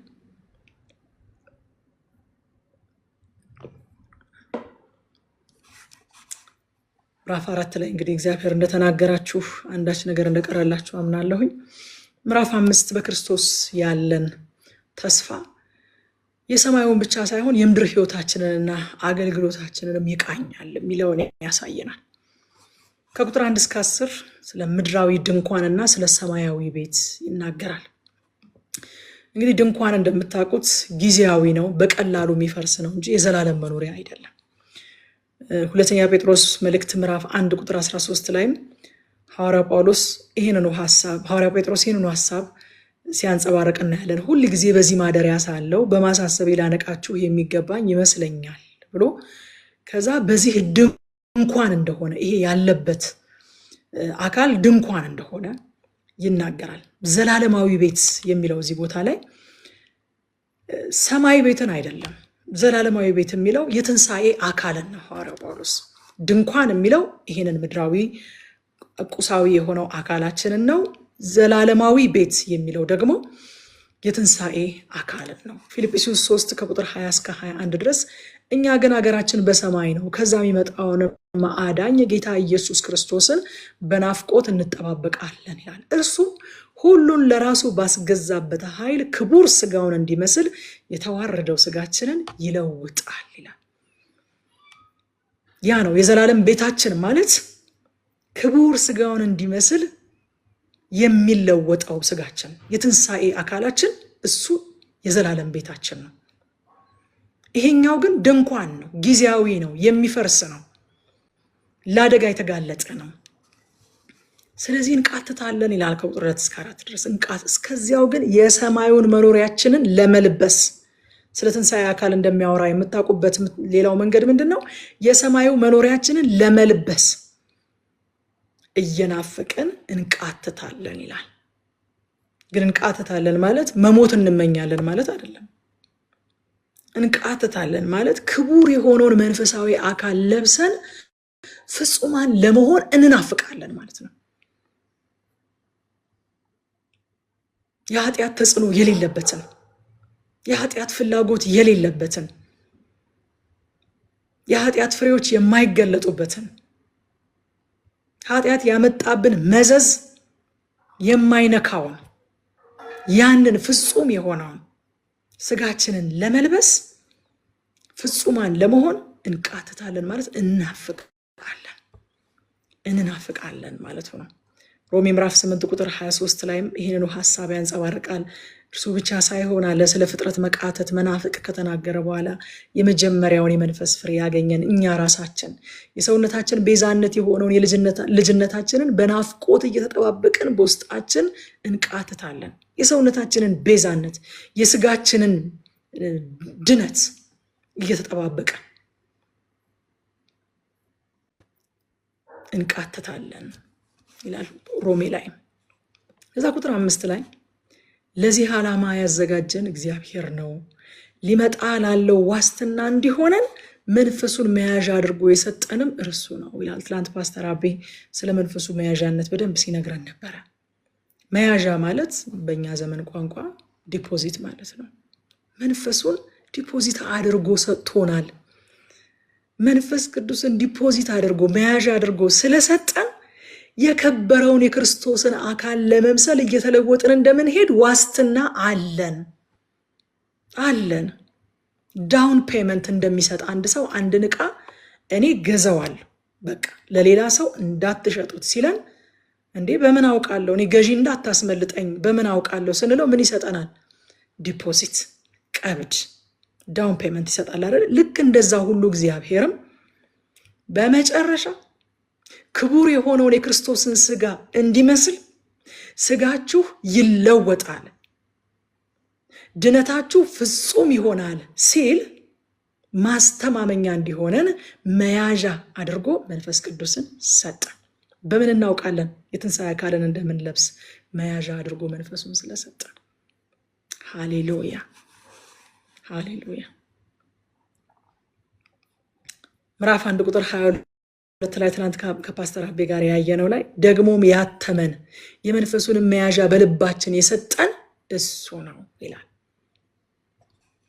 ኤፌሶን ምዕራፍ 1 ከ13 እስከ 14 እናንተ ደግሞ የእውነትን ቃል ይኸውም የመዳናችሁን ወንጌል ሰምታችሁ ደግሞም በክርስቶስ አምናችሁ በተስፋው መንፈስ በመንፈስ ቅዱስ ታተማችሁ። ምን አደረጋችሁ? በተስፋው መንፈስ በመንፈስ ቅዱስ ታተማችሁ። እርሱም የርስታችን መያዣ ነው ለእግዚአብሔር ያለውን ሁሉ እስኪዋጅ ድረስ፣ ይህም ለክብሩ ምስጋና ይሆናል ይላል። በውስጣችን ያለው የእግዚአብሔር መንፈስ ለሚመጣው ክብር ዋስትናችን ነው። ሃሌሉያ እርግጠኝነታችን ነው መንፈስ ቅዱስ። ቁጥር 7 ላይ ምክንያቱም የምንኖረው በእምነት ነው እንጂ በማየት አይደለም ይላል። እምነት የሚታየውን መካድ አይደለም። ፌዝ ኢዝ ናት ዲናያል። የሚታየውን መካድ ሳይሆን የእግዚአብሔርን ቃል ከሚታየው ይልቅ ማመን። አብርሃም አልካደም። በነገራችን ላይ እንግዲህ ከአብርሃም በላይ አማኝ ነኝ ብለን አንገበዝም መቼም። እንደ ሙት የሆነውን የራሱን ሰውነት ሳራን እያየ ያረጀችውን ፈጽማ ያረጀችውን ሳራን እያየ ያመነውን የእምነት አባት የተባለውን አብርሃም አባታችንን ስናየው አልካደም፣ ግን በእምነት አየው ነው የሚለው። እንደ ሙት የሆነውን የራሱን ሰውነትና የሳራን ማህፀን በእምነት ተመለከተ ይላል። በምን እምነት? የዛሬ ዓመት ልጅ እንሰጥሃለሁ በሚለው ቃል እምነት ሆኖ ተመለከተው። አልካደውም፣ ግን የእግዚአብሔርን ቃል አስበልጦ በእምነት አየ ይለናል። ስለዚህ እምነት የሚታየውን መካድ አይደለም፣ የለም ማለት አይደለም። እምነት አዎ ሞቷል፣ ግን እግዚአብሔር ያስነሳዋል። ለምን አስነሳዋለሁ ብሏል እግዚአብሔር። ይሄ ነገር ሞቷል። ከመሞቱ በላይ የእግዚአብሔር ቃል እውነት ነው። አስነሳዋለሁ ያለው የእግዚአብሔር ቃል እውነት ነው። አብርሃም ይስሐቅን ሊሰዋ ይዞ ሲሄድ የሆነ እንደዚህ በግ እየፈለገ ምናምን ግራና ቀኝ እያየ አይደለም የሄደው። በመጀመሪያ ደረጃ እግዚአብሔር ያዘጋጃል አለ። ባያዘጋጅ እግዚአብሔር ልክ ባያድነንም እንዳሉት ማለት ነው። መስዋዕቱን እግዚአብሔር ያዘጋጃል አለ። ሰምታችሁት ቦታውን በደንብ አይታችሁት ከሆነ ባሪያዎችን ምንድን ነው ያላቸው? እናንተ አህያውን ይዛችሁ እዚህ ቆዩ አለ። እኔና ልጄ ለእግዚአብሔር መስዋዕት አቅርበን እንመለሳለን ነው ያለው። ራሱ እንመለሳለን። ለምን ሲባል ይስሐቅ የት አለ የመስዋዕቱ በግ ሲለው የመስዋዕቱን በግ እግዚአብሔር ያዘጋጃል። ባያዘጋጅስ አብርሃም? እሱ እግዚአብሔር እኮ ነው። እኔ ያመንኩት በጉን አይደለም፣ እኔ ያመንኩት እግዚአብሔርን ነው።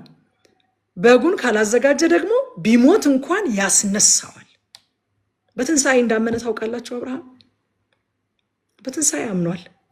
ቢሞት እንኳን እግዚአብሔር የትንሣኤ አምላክ እንደሆነ አመነ፣ ያስነሳዋል አለ። ሃሌሉያ ሃሌሉያ።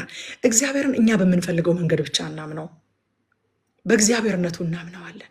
ያስነሳዋል። በቃ እግዚአብሔር ቤት በኩል ትመጣለህ አይባልም። እሱ ይናገር እንጂ ቢፈልግ በቁራ ቢፈልግ በባልቴት ያኖርሃል። በየትም ያምጣው እሱ እግዚአብሔር ነው። ኬት ታመጣዋለህ እንዴት ታደርገዋለህ አይባልም። አዎ ድርቅ ነው፣ አዎ ሰማይ ተቆልፏል፣ አዎ አይዘንብም፣ ኤልያስ እንዴ ለሰው በዘነበው ሰው በዘራው ሰው ባረሰው እኮ ነው ኤልያስን በልቶ መኖር የሚችለው። ለኤልያስ ለብቻው አይዘንብለት። እንዴት ሆናለሁኝ እኔ እስካልዘነበ አይልም ኤልያስ። በቃ ቢፈልግ በቁራ ቢፈልግ በባልቴት በፈለገው መንገድ ያኖርሃል እግዚአብሔር። እግዚአብሔር ከየት ታመጣለህ አይባልም። ከሚታየው ይልቅ የማይታየው የእግዚአብሔር ቃል እውነት ነው። ስለዚህ እምነት ማለት የሚታየውን መካድ ሳይሆን ኤልያስ ብትጠይቁት ድርቅ አልገባም አይላችሁም። ድርቁን የጠራው እሱ ራሱ አይደል እንዴ? ድርቅ አለ፣ ግን በድርቅ ውስጥ እግዚአብሔር ያኖራል ይላችኋል። እንዴት? በቁራ በባልቴት በወደደው መንገድ ያኖራችኋል ነው የሚላችሁ። ከዛ ቁጥር 10 ላይ መልካም ቢሆን ክፉ እንዳደረገ እያንዳንዱ በስጋው የተሰራውን በብድራት ይቀበል ዘንድ ሁላችን በክርስቶስ ፍርድ ወንበር ፊት ልንገለጥ ይገባናልና ይላል። አያችሁ ወዳጆቼ፣ መልካም ቢሆን ወይም ክፉ እንዳደረገ እያንዳንዱ በስጋው የተሰራውን በብድራት ይቀበል ዘንድ። መዳናችን በጸጋ ነው፣ ምንም ጥያቄ የለው። ግን ታማኝነታችን ተመዝኖ ለሽልማት የምንበቃ ወይንም የማንበቃ ያደርገናል። በክርስቶስ ፍርድ ወንበር ፊት እንቀርባለን። አማኝ በነጩ ዙፋን ፊት አይቀርብም። ነጩ ዙፋን ታውቃላችሁ፣ ለህይወትና ለሞት ፍርድ ነው የሚዘረጋው። እኛ በህይወትና በሞት ፍርድ ፊት አንቀርብም። በነጩ ዙፋን ፍርድ ፊት አማኝ አይቀርብም።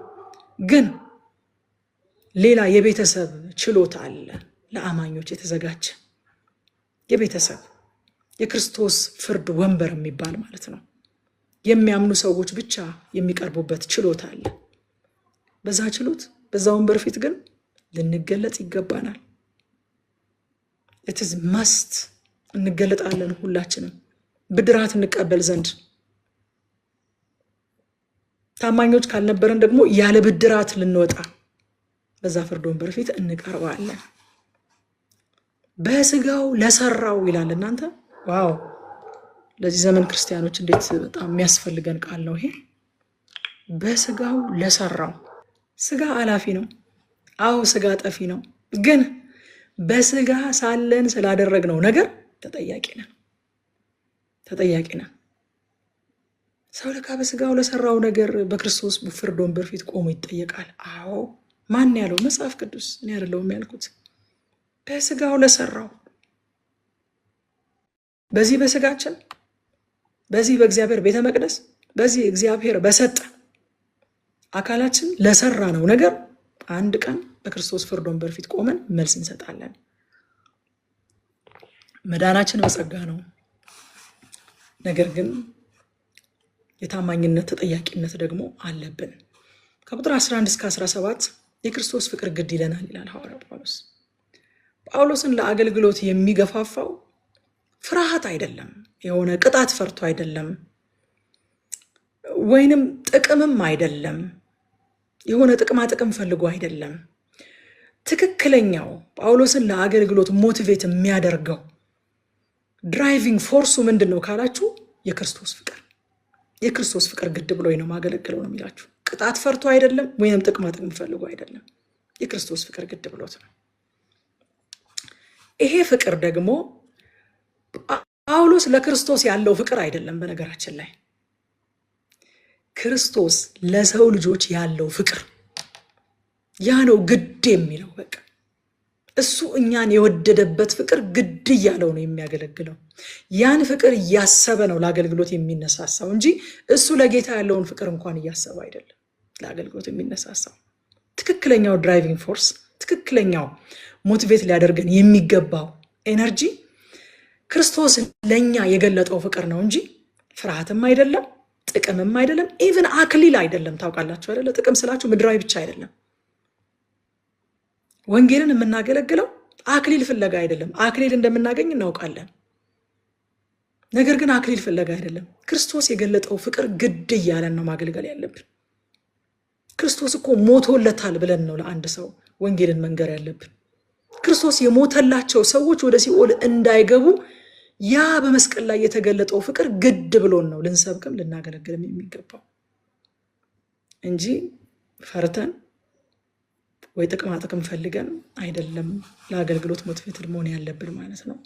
ቁጥር 13 ላይ እብዶች ብንሆን ለእግዚአብሔር ነው፣ ባለ አእምሮች ብንሆን ለእናንተ ነው ይላል።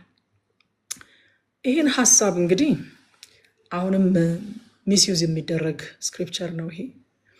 በቆሮንቶስ ያሉ ሰዎች ግን ጳውሎስን እንደ እብድ የቆጠሩት ለምንድን ነው ከተባለ እንደ እብድ ይቆጥሩት ስለነበረ ነው። በነገራችን ላይ ምንም በሌለበት ማስተባበያ አይሰጥም ሐዋርያው ጳውሎስ። እብዶች ብንሆን ለእግዚአብሔር ነው የሚላቸው እንደ እብድ ይቆጥሩት ስለነበረ ነው። በቃ እኔ ባብድም ያበድኩት ለእንትን ነው ምናምን ስትሉ እኮ እብድ ያላችሁ የሆነ ሰው እንዳለ ስለምታውቁ ነው። እንደ እብድ የቆጠሩት ግን ለምንድን ነው ከተባለ በደማስቆ መንገድ ላይ ጌታ እንዴት እንዳገኘው ያንን ኢንካውንተር ሲናገር ከሚናገረው ታሪክ የተነሳ በቃ ታሪኩን ማመን እየከበዳቸው ፊሊክስ ፊት ቆሞ ሲናገር፣ አገረገዡ ፊት ቆሞ ሲናገር ታስታውሱ እንደሆነ እሱም እንደዛ ብሎታል። ጳውሎስ ሆይ የትምህርት ብዛት እኮ አእምሮውን ነክቶታል፣ የምትናገረውን ነገር ግን አስተውለኸዋል፣ ወደ እብደት እየሄድክ እኮ ነው ብሎታል ፊሊክስ ራሱ። ስለምን ሲያወራ ነው? ደማስቆ መንገድ ላይ ስለነበረው ኢንካውንተር ሲያወራ ስጋዊ ሰው መንፈሳዊ ነገር ለመቀበል በጣም ስለሚቸግረው እንደ እብድ ይቆጥሩት ነበር። ቆሮንቶሳውያንም እንደ እብድ የቆጠሩት ጳውሎስን የደማስቆን ኢንካውንተር መቀበል ስላቃታቸው ነው እንጂ ሕይወቱና አገልግሎቱ የሆነ ጭምትነት የጎደለው ለአእምሮ የማይመች ስለሆነ አይደለም። አሁን በዚህ ዘመን ብድግ ብለን ለአእምሮ የማይመች ሰውን ግራ የሚያጋባ እንደው የሆነ ዝብርቅርቅ ያለ ጭራና ቀንድ የሌለው መጀመሪያና መጨረሻ የሌለው በሕግም በባህልም በወግም በሃይማኖትም በእግዚአብሔር ቃልም በምንም የማይዳኝ ነገር እናደርግና እብዶች ብንሆን ለእግዚአብሔር ነው፣ ባለ አእምሮች ብንሆን ተብሎ ተጽፏል። አረ ስለ እግዚአብሔር፣ አረ ስለ እግዚአብሔር ያልተገባ አካሄድ እየሄድን ይህንን ጥቅስ መጥቀስ አግባብ አይደለም። እግዚአብሔር ለአእምሮ የሚመች አገልግሎት እንድናገለግል ይጠራ። ለአእምሮ የሚመች አገልግሎታችሁን ይላል እኮ ሮሜ ምዕራፍ 12 ላይ ወዳጆቼ። ለምናገለግለው ሶሳይቲ፣ ለምናገለግለው ማህበረሰብ የሚመች አገልግሎት ሊኖረን ያስፈልጋል። በንግግራችን፣ በምንጠቀማቸው ቃላቶች፣ በእያንዳንዱ ነገራችን ለአእምሮ የሚመች አገልግሎት ሊኖረን ያስፈልጋል። ሰዎች እኮ የምንናገረውን ነገር መስማት ፈልገው የምንናገርበት መንገድ ከባህላቸውም ከወጋቸውም ካስተዳደጋቸውም እንደው ከሕግም ከምንም ያፈነገጠ ስለሆነ ሊሰሙን እየተቸገሩ እንደሆነ ታውቃላችሁ። በጣም በቃ እኔ አንዳንድ ጉባኤ ቁጭ ብዬ ራሴን ምንም ነገር አሁን የኛን ካልቸር የኛን አንዳንድ የምንጠቀማቸውን ቃላት የሆኑ ነገሮች ምናምን የማያውቅ እንግዳ ሰው አድርጌ ራሴን እስልና አሁን የሚነገረው ነገር ይገባኛል። በጌታ ፊት ነው የምላችሁ። አዲስ ሰው አሁን እንግዳ ሰው እዚህ ጉባኤ ውስጥ ቢገባ አሁን እየተደረገ ያለው ነገር ይገባዋል? ሐዋርያው ጳውሎስ ቢሆን ሰዎች ሳይረዱ መውጣታቸው፣ ኮንፊውዝድ ሆነው መውጣታቸው ግድ አይለውም ነበር እና እንደምንም ብሎ ሰዎች በሚገባቸው መንገድ በባህላቸው፣ በወጋቸው፣ በቋንቋቸው በደረሱበት ዝቅ ብሎ ለማስረዳት አይሞክርም ነበር? ያሳቅቃል። እውነት ነው። አንድ አጋጣሚ ልንገራችሁ። በጣም በቅርብ በቤተሰብ በቅርብ ሰው ላይ የተደረገ የተፈጸመ ነገር ነው። አንዲት እህት ታገባለች እና ቤተሰቦቿ አማኞች አይደሉም እና አባትየው ሰርጉን ለመምጣት ወሰኑ። እናትየው ግን ሰርጉን እኔ አልሄድም ብቻ ሳይሆን እኔም አልሄድም ወንድሞቿም አይሄዱም ብለው በር ቆልፈው ቁልፉን ደበቁት እና ወንድሞቿ ሰርጓን ቀሩ። ወንድሞቿም እናቷም ቀሩ። ቤተክርስቲያን ያለውን ፕሮግራም ማለት ነው፣ ማንም አይሄድም ብለው እና አባቷ መጥተው ነበረ። ቁጭ ብለው ተካፈሉ። ከዛ በኋላ ሲወጡ ለምን አስቀረሻቸው አሏት እናትየው። ኧረ ዝም ብለሽ ነው ያስቀረሻቸው፣ ቢመጡም ኖሮ አሏት አንዱም ነገር አይገባቸውም ነበር። ይሄው እኔ ሄጄ ነበረ ያሉት አንዱም ነገር አልገባኝም። እንዴት ያሳዝናል ወዳጆች፣ እንዴት ያሳፍራል። እንዴት ያሳፍራል! ምን አይነት ኪሳራ ነው! ዝም ብለሽ ነው ያስቀረሻቸው አላት። ምንም አይገባም የሚናገሩት ነገር ቢመጡም ምንም አይገባቸውም ነበር አሉ ሰውዬው። እንዴት ያሳፍራል! ምን አይነት ኪሳራ ነው! እንዴት ነው ኮንሲደር የማናደርገው? አዳዲስ ሰዎችን እንዴት ነው ኮንሲደር የማናደርገው? የተነገረው ነገር፣ የተወራው ወሬ፣ የሚደረገው ነገር ሁሉ ምንም ነገር አልገባቸውም ሰውየው። ስለዚህ ዝም ብለሽ ነው ያስቀረሻቸው። ይሄው እኔ ሄጄ ነበር፣ አንዱም ሳይገባኝ ነው የወጣሁት አሉ። ስለዚህ አይገባቸውም ነበረ፣ ዝም ብለሽ ነው አሉ። ትልቅ ኪሳራ። ስንቱ ነው በሰርጌ ላይ የማያምኑ ሰዎች ጌታን ያገኛሉ ብሎ የሚጸልዩ። በእውነት ግን አንዱም ነገር ሳይገባቸው ነው የወጡት ሰውየው። አረ እንኳን መጣሁኝ አሉ። እንኳንም ዝም ብለሽ ነው አንቺ የሚያስቀረሻቸው አሉ። ኮንሲደር ልናደርግ ይገባን ነበረ።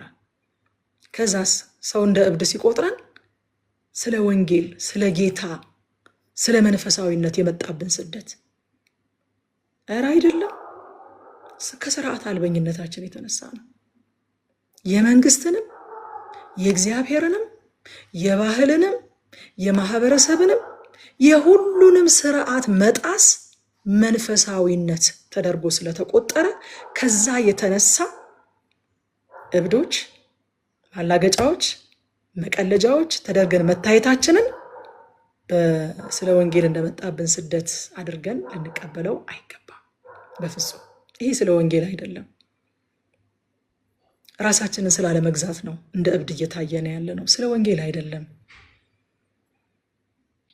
ራስ ተኮር ስለሆነን ኮንሲደር ስለማናደርግ የምናገለግለውን ማህበረሰብ ኮንሲደር ስለማናደርግ ሰዎች እንዲገባቸው ሳይሆን እኛ እንደ ልባችን ስለምንናገር ስለማንጠነቀቅ በዚህ ምክንያት የሚመጣብንን ስድብ ስለ ወንጌል እንደመጣብን ስድብ አድርገን ልንቀበለው አይገባም። አንዳንዱን እኔ እንዳልኳችሁ በጣም ከማፈር የተነሳ እኔና ከሌ ሃይማኖታችን አንድ አይነት አይደለም ብዬ ሁሉ የምናገርባቸው ጊዜያት አሉ። በጣም ከማፈር የተነሳ የእውነት በቃ የእውነት ይሄ በጌታ ፊት ነው የምነግራችሁ። ይኸው ልጆች ያውቃሉ። እንዲህ የሆነ ነገር አይቶ የሆነ ቪዲዮ አይቶ ልጄ መጥቶ እንዴ ማሚ ይሄ ነገር እኛ እንደዚህ እናደርጋለን፣ እኛ እንደዚህ አናደርግም፣ በቃ እኛና እሱ ሃይማኖታችን አንድ አይነት አይደለም የምልበት ጊዜ አለ።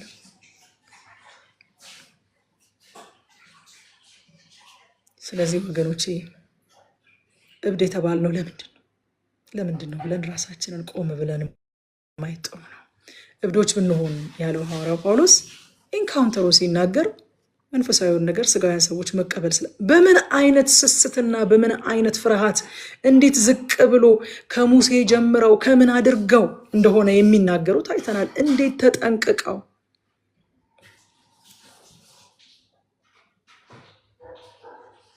ግን እንደዛም ሆኖ ኢንካውንተሩን ስላልተረዱት እብዶች ብንሆን ለእግዚአብሔር ነው ይላል።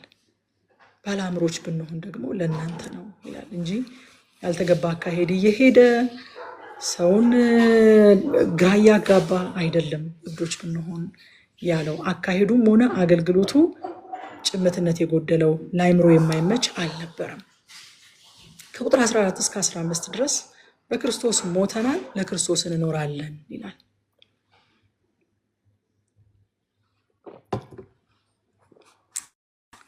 የክርስቶስ ፍቅር ግድ ይለናልና፣ ምክንያቱም አንዱ ስለ ሁሉ ሞተ፣ አንዱ ስለ ሁሉ እንደሞተ እርግጠኞች ሆነናል። ከዚህም የተነሳ ሁሉ ሞተዋል፣ በሕይወት ያሉትም ለሞተላቸውና ከሙታን ለተነሳላቸው እንጂ ከእንግዲህ ለራሳቸው እንዳይኖሩ እርሱ ስለ ሁሉ ሞተ። ክርስቶስ የሞተው ለራሱ ሳይሆን ለሰው ልጆች ነው። ምክንያቱም ሞት የኃጢአት ደሞዝ ነው አይደል ወዳጆች? የኃጢአት ደሞዝ ሞት ነው ይላል ሮሜ 6:23። የኃጢአት ደሞዝ ሞት ከሆነ እሱ ደግሞ ኃጢአት ያላወቀ ኃጢአት የሌለበት ስለሆነ ሞት ለሱ የተገባ አይደለም። የሞተው የራሱን ሞት ሳይሆን የኔና የናንተን ሞት ነው። ሞታችንን ሞተና እሱ ያለው ህይወት ነው። እኛ ኃጢአተኞች ስለሆነን ያለን ሞት ነው፣ እሱ ደግሞ ያለው ህይወት ነው። ሞታችንን ሞቶ ህይወቱን ሰጠን። the great exchange ሃሌሉያ። አምጡ ሞታችሁን እንኩ ህይወቴን ነው ያለን ክርስቶስ። ሃሌሉያ ሃሌሉያ። እኔ አንዳንድ ጊዜ የምንናገራቸው ነገሮች በቃ ህይወቴን ሰጠው ለጌታ ምናምን እንላለን። አረ የምን ህይወት? ሞታችንን የሰጠ ነው። የት የነበረንን ህይወት? ህይወቱን የማይሰጠን እሱ ነው። እኛ እኮ ሙታን ነበርን። የት የነበረንን ስለ ጌታ የተወኩት? አረ ምንም የተውነው ነገር ምንም አልነበረንም። እኛ ሙታን ነበርን። እኛ ሞት ነው የነበረን። አምጡት ሞታችሁን እኔ ልሙተው አለ። እንኩ ህይወቴን እናንተ ኖሩት አለ። ሃሌሉያ። ስለዚህ አሁን አንዱ ስለ ሁሉ ስለሞተ እርግጠኞች ስለሆንን አለ ሐዋርያ ጳውሎስ፣ አንዱ ስለ ራሱ ሳይሆን ስለ ሁሉ እንደሞተ እርግጠኞች ሆነናል። ከዚህም የተነሳ ሁሉ ሞተዋል። መች ሞቱ? ሐዋርያ ጳውሎስ እሱ ሞተላቸው። ለዚህ እኮ ነው እኔ ሞቻለሁ የሚለው ሐዋርያ ጳውሎስ። ተሰቅያለሁ ሞቻለሁ የሚለው ክርስቶስ ሊሰቀል ተገብቶት ሊሞት ተገብቶት ሳይሆን የእኛን ሞት ይዞ ስለሆነ እኛ ስለነበረን ልንሰቀል የሚገባን እኛን ወክሎ የእኛን ስለሆነ የሞተውና የተሰቀለው እኔ ክርስቶስ የተሰቀለ ጊዜ ተሰቅያለሁ ሞቻለሁ ይላል። እሱ ሲነሳ ደግሞ ተነስቻለሁ ይላል። ሃሌሉያ። ምክንያቱም ሪፕሬዘንት አድርጎን ነው። አዳም ሪፕሬዘንት አድርጎ ፌል እንዳደረገ ሁሉ ክርስቶስ ደግሞ እኛን ሪፕሬዘንት አድርጎ ተሰቀለ ሳይገባው። እኛን ሪፕሬዘንት አድርጎ ሞተ። እኛን ሪፕሬዘንት አድርጎ ደግሞ ሊያጸድቀን ከሙታን ተነሳ። ሞታችንን ሞተና እሱ የነበረው ህይወት ነው አይደለ? ህይወቴ ኑሩት ብሎ ሰጠ። ሃሌሉያ። ስለዚህ በህይወት ያሉት አሁን በህይወት ያሉት እኛ እኔና እናንተ በህይወት ያሉትም ለሞተላቸውና ከሙታን ለተነሳላቸው። ለማን ነው የሞተው? ለማን ነው የተነሳው? ለኛ። የሞተውም የተነሳውም ለኛ ነው። በነገራችን ላይ ለሞተላቸውና ለተነሳላቸው እንጂ ከእንግዲህ ለራሳቸው እንዳይኖሩ። ለምን? እሱ ለራሱ አልሞተማ። ስለዚህ እኛም ለራሳችን አንኖርም። የእኛን ሞት ወስዶ ለእኛ እንደሞተ ሁሉ የእሱን ህይወት ወስደን ለእሱ እንኖራለን። ሃሌሉያ ሃሌሉያ። እኔ በጣም የምወደው ክፍል ነው ይሄ ክፍል በእውነት። ካን ዩ ኢማጂን? እኛ ሞት ነበረን፣ እሱ ህይወት ነበረው። አምጡት ሞታችሁን አለ። ሞተው እንኮ ህይወቴን ኖሮልኝ አለ። እኔ እናንተን ወክዬ እሞታለሁ፣ እናንተ ደግሞ እኔን ወክላችሁ ትኖራላችሁ አለ። ሞት የተሻረልኝ ምናምን ስንል እኮ ቀላል ነገር ይመስላል። ነው ተሽሮ አይደለም፣ ተሙቷል። ሞቶት ነው ኢየሱስ። ሞታችን የተሻረው ኢየሱስ ሞቶት ነው። ከዛ ለኛ ህይወቱን ሰጥቶናል። ስለዚህ ክርስቶስ ለኛ የኛን ሞት እንደሞተ እኛ ደግሞ የእርሱን ህይወት ለሱ እንኖራለን ማለት ነው። ሃሌሉያ። ከዛ ቁጥር 16 ስለዚህ ከአሁን ጀምሮ ማንንም በውጫዊ ነገር አንመዝንም። ከዚህ ቀደም ክርስቶስን በዚህ መልክ መዝነነው ነበረ፣ ከእንግዲህ ግን እንደዚህ አናደርግም ይላል። አይሁድ ከክርስቶስ ጋር የተላለፉት በውጫዊ ነገር መዝነውት ነው። እንደምታውቁት እንዲመጣ የሚፈልጉበት መንገድ አለ። የሆነ ትልቅ አርሚ ይዞ ከሮም አገዛዝ ነፃ ሊያወጣቸው የሚመጣ መሲህ ነበር የሚጠብቁት። ተላለፉ፣ በውጫዊ ነገር መዝነውት። ጳውሎስ ምንድን ነው የሚለው? ከዚህ በኋላ ሰውን በክርስቶስ ባለው ማንነት ነው እንጂ በውጫዊ ነገር አንመዝነው። ክርስቶስንም የተላለፍነው በውጫዊ ነገር መዝነነው ነው ይላል። ከዛ ቁጥር 17 ላይ ስለዚህ ማንም በክርስቶስ ቢሆን አዲስ ፍጥረት ነው፣ አሮጌው ነገር አልፏል፣ እነሆ ሁሉም አዲስ ሆኗል ይላል። አዲስ ማለት የተሻሻለ አሜንድ የተደረገ የተጠገነ ማለት አይደለም። አዲስ ጅማሬ የተሰጠው ማለት ነው። አሮጌው አልፏል ማለት ግን የሆነ በኃጢአት አንፈተንም ማለት አይደለም። የአዲሱ ሰው ህይወት አሁን የሚነሳው ከወደቀ ማንነት ሳይሆን በውስጡ ካለው ከአዲሱ የክርስቶስ ህይወት ነው። አሁን የምንኖረው ከክርስቶስ ተነስተን ነው። ሃሌሉያ። ይህንን የማስረዳበት መንገድ ብዙ ጊዜ አሁን መብራትና አውቶማቲክ ጀነሬተር ምናምን ያለባቸውን ቦታዎች ታውቃላችሁ። ልክ መብራት ሲሄድ ስዊች ያደርግና ከጀነሬተሩ ፓወር መምጣት ይጀምራል አይደለ? እና እንደ ጀነሬተራችሁ አቅም የሚያንቀሳቀሳቸው እቃዎች አሉ፣ ማያንቀሳቀሳቸው እቃዎች ሊኖሩ ይችላሉ። ወይም ብቻ የፓወር ሶርሱ ተቀይሯል አይደለ? እዛ ቦታ ላይ ያለው በኤሌክትሪክ የሚሰራው ነገር ሁሉ የሚንቀሳቀሰው ከጀነሬተሩ በሚነሳው ኃይል ነው። ሶርሱ ጀነሬተር ነው። ልክ መብራት ሲመጣ ሶርሱ እንደገና ስዊች ያደርግና ይቀየርና ከጀነሬተሩ ወደ ዋናው ከኤልፓ ወደሚመጣው ሶርስ ይሄዳል ማለት ነው። ከዛ ሶርስ ኃይል መስጠት ይጀምራል። የምንኖረው ከእግዚአብሔር ሕይወት ከተለየን ጀምሮ በኃጢአትና በበደል በመተላለፍ በአዳምና በሔዋን አለመታዘዝ ምክንያት ከእግዚአብሔር ሕይወት ከተለየን ጀምሮ ከአዳም የተወለደ የሰው ዘር በሙሉ የሚኖረው ከዛ ኮራፕት ካደረገው ኃጢአተኛ ከሆነው ከአዳም ማንነት ከአዳም ሕይወት እየቀዳን ከዛ ሶርስ እየቀዳን ነበር የምንኖረው። ሶርሳችን ስለተበላሸ ፍሬያችንም ተበላሽቶ ነበር። በክርስቶስ ኢየሱስ አምነን አዲስ ፍጥረት ስንሆን ይሄ እኮ እንትኑ እኮ እንዳለ ነው። ቦዲያችን እኮ እንዳለ ነው። ልክ ጌታን ሲቀበል አፍንጫው ስልክክ ያለ ሰው አለ እንዴ ከእናንተ መካከል? በእርግጥ ጌታ መልካችንንም ቀይሮታል፣ ግን በጊዜ ሂደት ነው እሱ። ያው ከተለያዩ ነገሮች ስንወጣ ምናምን ሱሶቹ ምናምን ሲቀሩ ፊዚካልም ለውጥ ይመጣል። ግን ኢሚዲየት የሆነ አፍንጫው ስልክክ ምናምን ቁመቱ ብድግ ምናምን ያለ ሰው የለም አይደለም። ምንድን ነው የተቀየረው? ሶርስ፣ የህይወት ሶርስ። ሃሌሉያ። ስለዚህ ወዳጆቼ ሰው አዲስ ፍጥረት ሲሆን ውጫዊ ነገሩ አይደለም በመጀመሪያ የሚቀየረው፣ ከየት ተነስተን የምንኖርበት ሶርሳችን፣ የህይወት ምንጫችን እሱ ነው የሚቀየረው። ልክ ከመብራት ሲመጣ ከጀነሬተሩ ወደ ዋናው ቆጣሪ ስዊች እንደሚያደርግና ከዛ ኃይልን እያመጣ በቤት ውስጥ ላሉት ግልጋሎት ለሚሰጡ ነገሮች ሁሉ እንደሚከፋፈል እኛም እንደዛ ነው ይሆነልን። ገላትያ ምዕራፍ 2 ቁጥር 20 እንደዚህ ይላል ሐዋርያው ጳውሎስ፣ እኔ ከክርስቶስ ጋር እንደተሰቀልኩ ይላል። እኔ ከክርስቶስ ጋር እንደተሰቀልኩ ያህል ስለምቆጥር ከእንግዲህ ወዲህ ክርስቶስ በእኔ ውስጥ ይኖራል እንጂ እኔ ለራሴ ህይወት የምኖር አይደለሁም። አሁን በስጋዊ አካሌ የምኖረው በወደደኝና ስለ እኔ ራሱን አሳልፎ በሰጠው በእግዚአብሔር ልጅ በማመን በተገኘው ህይወት ነው። ይሄ ህይወት እኔ የነበረኝ የራሴ የምለው ህይወት አይደለም። እኔ የነበረኝ ሞት ነው። እኔ የነበረኝ መስቀል ነው። ከክርስቶስ ጋር ተሰቅያለሁ። ክርስቶስ እኔን ወክሎ ተሰቅሏል። ሞቴን እሱ ሞቶታል።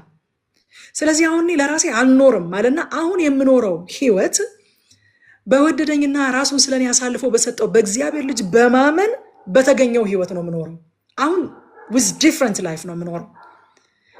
ከተለየ የህይወት ምንጭ እየተነሳው ነው የምኖረው አሁን ይላል። ሃሌሉያ። ግንዱ ስለተቀየረ ነው ፍሬው የሚቀየር። ወዳጆቼ ግንዱ ካልተቀየረ ፍሬው ሊቀየር አይችልም። መዳን እኮ በጣም የሚገርም ነገር ነው። ግንዱን ነው የሚቀየረው፣ ፍሬውን አይደለም መጀመሪያ የሚቀየረው። ከዛ በኋላ ከግንዱ የተነሳ ፍሬው ይለወጣል። ከዛ ከቁጥር 18 እስከ 21 የማስታረቅ አገልግሎትን ይናገራል። ቁጥር 18 ላይ ይህ ሁሉ ከእግዚአብሔር ነው፣ እርሱ በክርስቶስ አማካኝነት ከራሱ ጋር አስታረቀን፣ የማስታረቅንም አገልግሎት ሰጠን ይላል።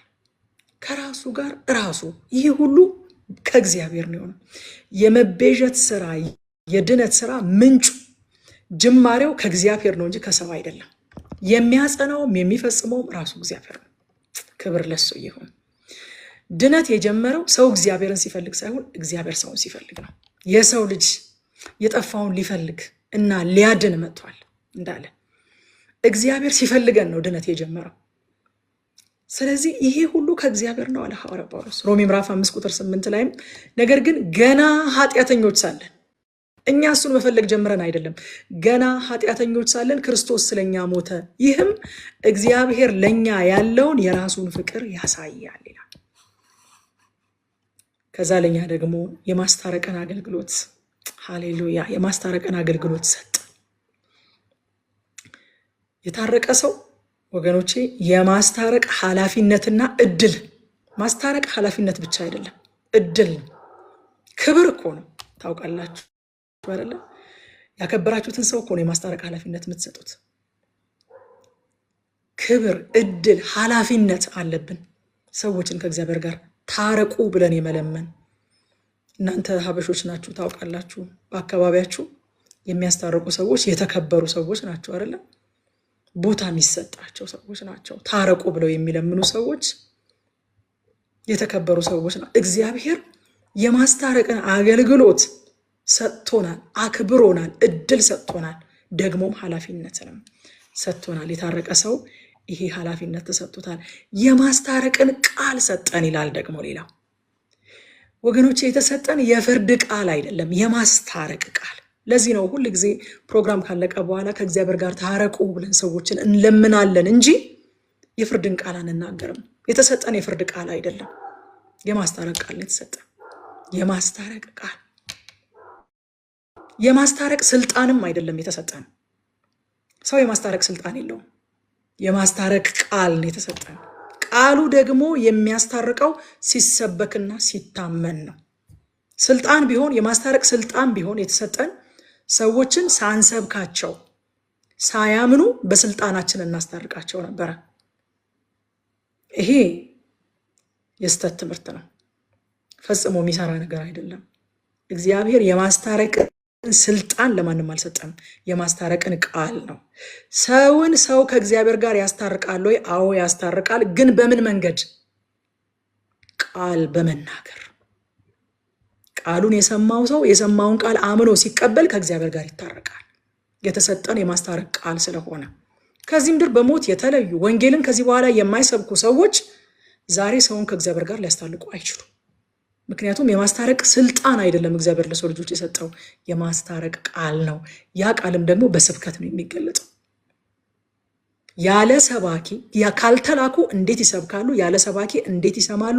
ካልሰሙ እንዴት ያምናሉ? ካላመኑስ እንዴት ይድናሉ? ይላል እግዚአብሔር ቃል። ሰብከን ነው ሰዎችን የምናድነው እንጂ በስልጣን ሰዎችን ማዳን አንችልም። እኛ ስልጣን አልተሰጠንም፣ ከሰበክን ብቻ ነው። በነገራችን ላይ ጸልየን ራሱ ሰዎችን ማዳን አንችልም። ጸልየን ሰዎች ለወንጌል ቃል ልባቸው እንዲከፈት ማድረግ እንችላለን። የተሰጠን ግን የማስታረቅ ቃል ነው። እዛ ቁጥር 20 ላይ ስለዚህ እኛ የክርስቶስ እንደራሴዎች ነን፣ እግዚአብሔርን በእኛ አማካኝነት ጥሪውን ያቀርባል፣ እኛም ከእግዚአብሔር ጋር ታረቁ ብለን በክርስቶስ እንለምናችኋለን ይላል። አምባሳደር እንደራሴዎች ነን። አንድ አምባሳደር ወይም አንድ እንደራሴ የላከውን መንግስት እንጂ የራሱን መልእክት አይናገርም። የወንጌል አገልጋይም የእግዚአብሔር መንግስት ወኪል ነው። የመንግስቱ መልእክት ነው የሚናገረው፣ የራሱ መልእክት የለውም።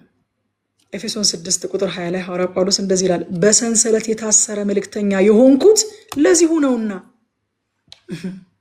የወከለኝን መንግስት መልእክት ለማድረስ ነው በሰንሰለት የታሰረ መልእክተኛ የሆንኩት ለዚሁ ነውና። ስለዚህ መናገር የሚገባኝን ያለ ፍርሃት እንድናገር ጸልዩልኝ ይላል። መልእክታችን አንድ ነው። የራሳችን መልእክት የለንም። ምንድነው መልእክታችን? ከእግዚአብሔር ጋር በክርስቶስ ታረቁ ብለን ሰዎችን ሁሉ እንለምናለን። በቃ እንለምናለን። አምባሳደሮች ነን፣ ወኪሎች ነን፣ መልእክተኞች ነን። የራሳችን መልእክት የለንም። የራሳችን ትምህርት የለንም። አንድ መልእክት ተሰጥቶናል።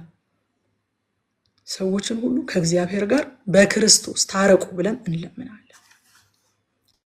እንለምናችኋለን የሚለው ቃል ራሱ ወንጌል የሚሰበክበትን የልብ ቅኝት ያሳያል። ወንጌል በፍርድ መንፈስ ወይም በግብር ይውጣ አይደለም የሚለምነው፣ በሚቃትት ልብ እንለምናለን ማለት እኮ እንቃትታለን ማለት ነው።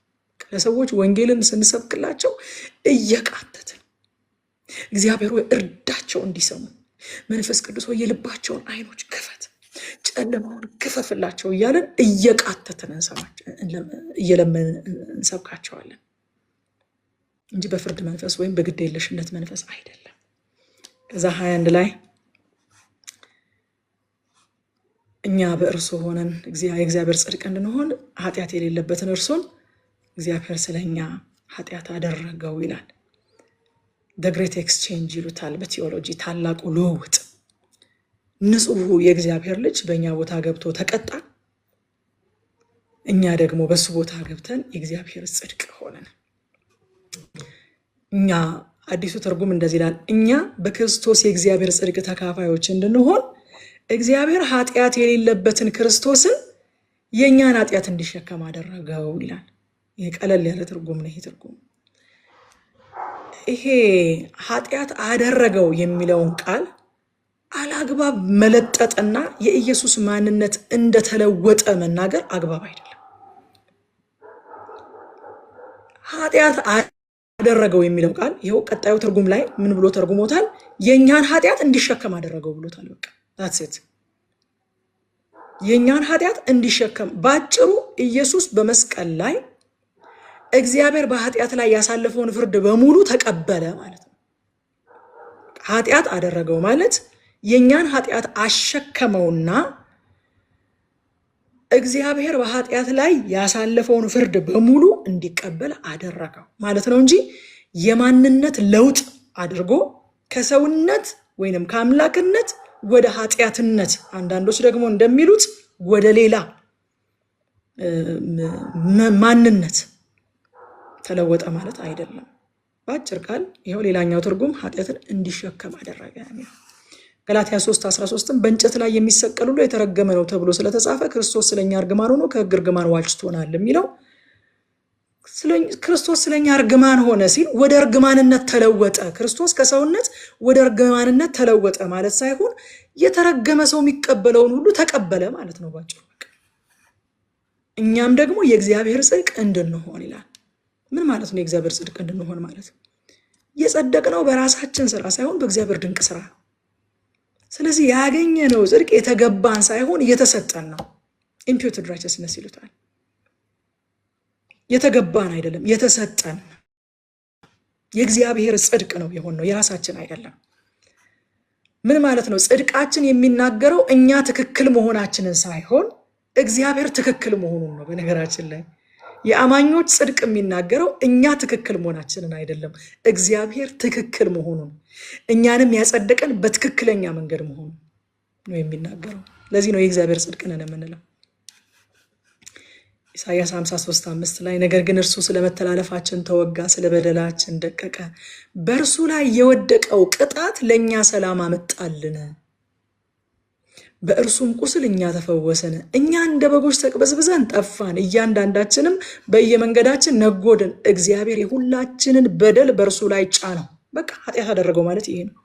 ልክ እነዛ በጎች ዘሌዋውያንን ስናጠና ካስታወሳችሁ ካህኑ ይመጣና አንደኛው በግ ላይ እጁን ሲጭንበት የእስራኤልን ቤት ኃጢአት ሁሉ ወደሱ ትራንስፈር ያደርገዋል። ከዛ በኋላ ያ በግ ወደ ምድረ በዳ እንዲቅበዘበዝ ታልፎ ይሰጣል።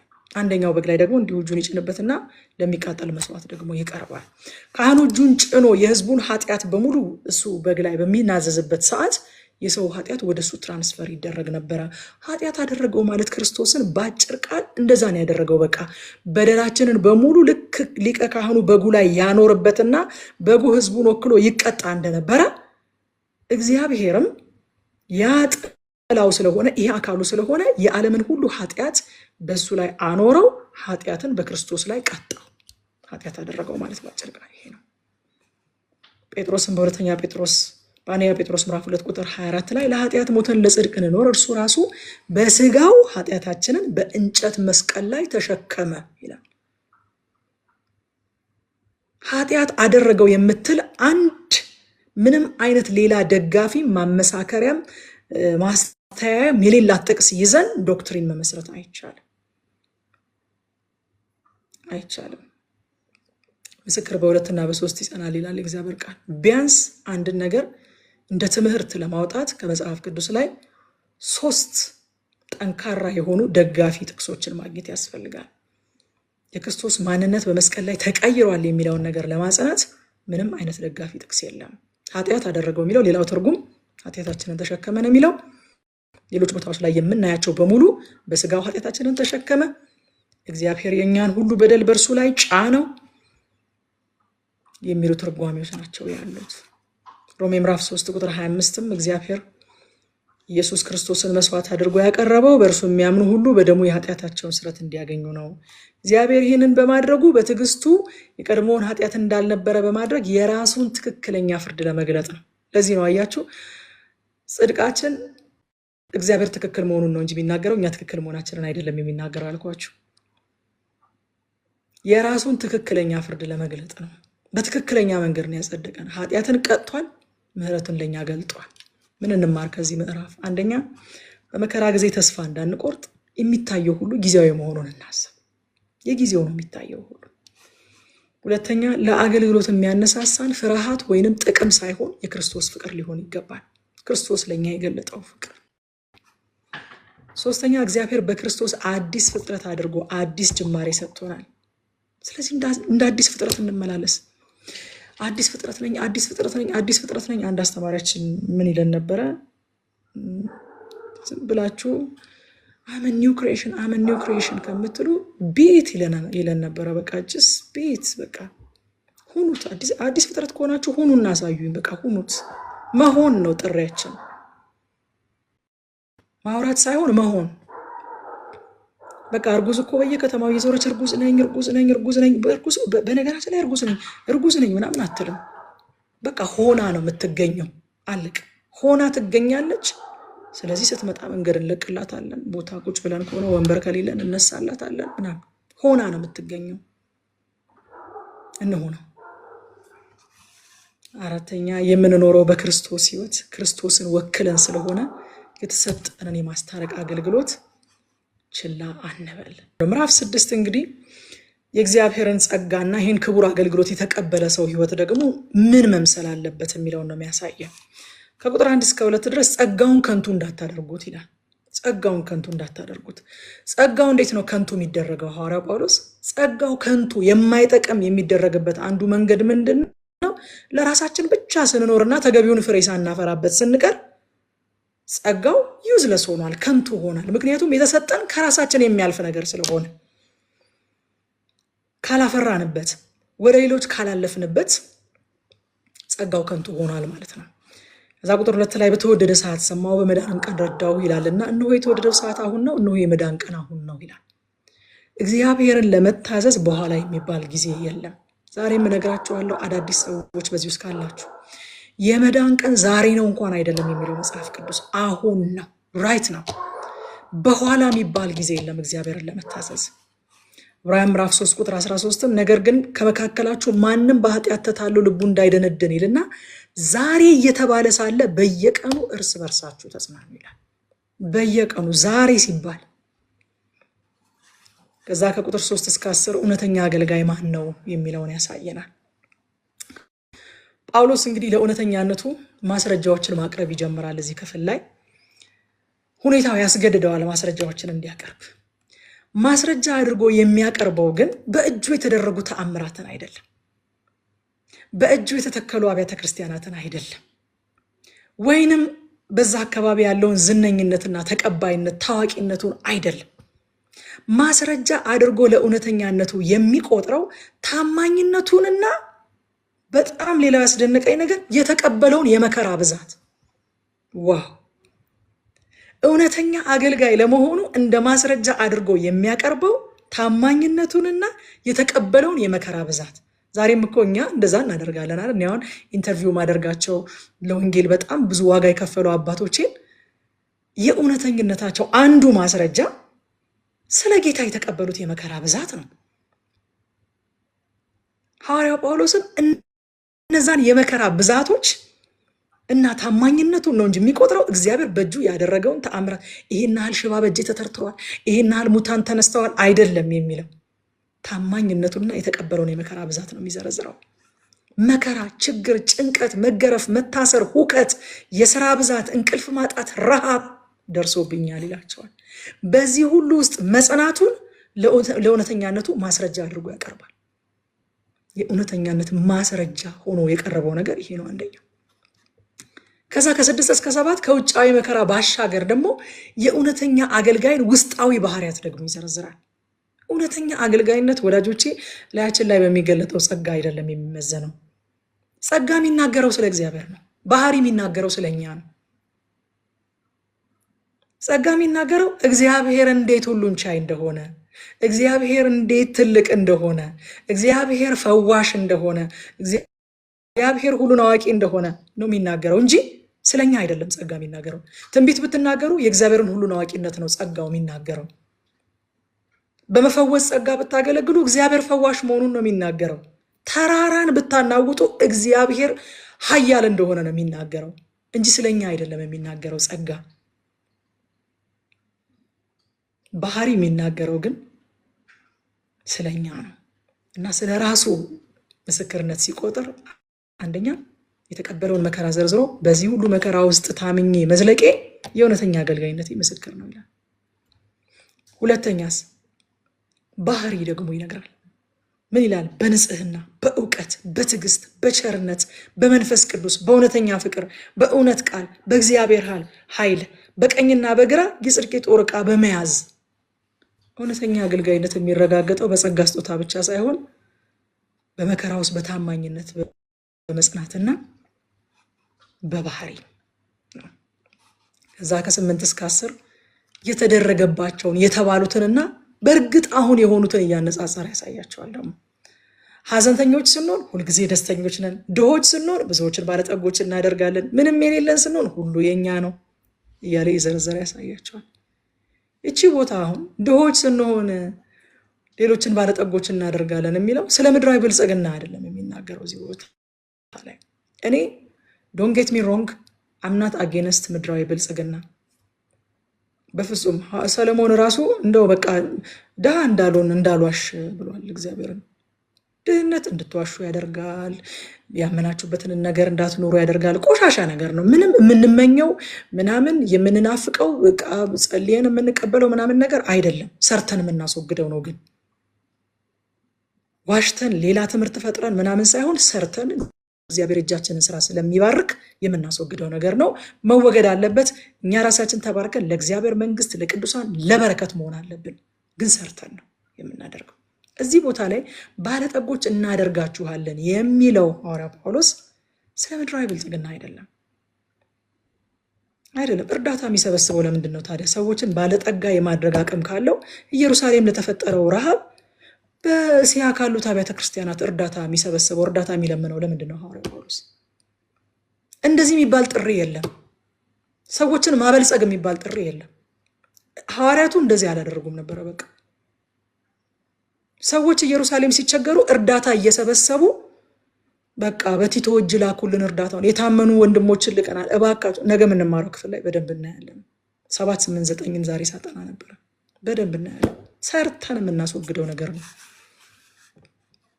ባለጠጎች እናደርጋለን። ሉቃስ 12:21 ላይ ጌታ ስለዚህ ለራሱ ሀብት የሚያከማች ዳሩ ግን በእግዚአብሔር ዘንድ ሀብታም ያልሆነ ሰው መጨረሻው ይሄ ነው ይላል። ወዳጆቼ በምድር ሀብት አከማችቶ በእግዚአብሔር ዘንድ ግን ሀብታም ያልሆነ ሰው አለ። ሐዋርያ ጳውሎስ ግን እያላቸው ምንድነው? በእግዚአብሔር ዘንድ ባለጠጎች እንድትሆኑ እያደረግናችሁ ነው የሚላቸው። ጸጋ እያካፈሏቸው፣ የእግዚአብሔርን ቃል እያስተማሯቸው፣ እየጸለዩላቸው፣ መንፈሳዊ ስጦታን እያካፈሏቸው በእግዚአብሔር ዘንድ ባለጠጎች፣ በመንፈሳዊ ነገር ባለጠጎች እንዲሆኑ እያደረጋቸው ነበር። ወገኖቼ አማኞች ምድራዊ ብልጽግና ባይኖራቸው በመንፈሳዊ ነገር ግን ሁሉም ባለጠጎች ናቸው። ነገ በደንብ እንመጣበታለን። ነገ እንዳልቀሩ 1 ቆሮንቶስ ምዕራፍ 1 ቁጥር 4 እስከ 6 እንደዚህ ይላል። በክርስቶስ ኢየሱስ ስላመናችሁ በተሰጣችሁ በእግዚአብሔር ጸጋ ምክንያት ሁል ጊዜ ስለ እናንተ እግዚአብሔርን አመሰግናለሁ። ለክርስቶስ መመስከሬ በእናንተ ዘንድ እንደጸና በነገር ሁሉ በቃልም በእውቀትም ሁሉ በእርሱ ባለጠጎች እንድትሆኑ ተደርጋችኋል ይላል። እኔ ለክርስቶስ መመስከሬ በእናንተ ዘንድ እንደጸና በምን ታወቀ? በነገር ሁሉ በቃል ሁሉ በእውቀትም ሁሉ በእርሱ ባለጠጎች እንድትሆኑ ተደረጋችሁ ይላቸዋል። ሰዎችን በምድራዊ ነገር ማበልጸግ የሚባል ጥሪ የለም።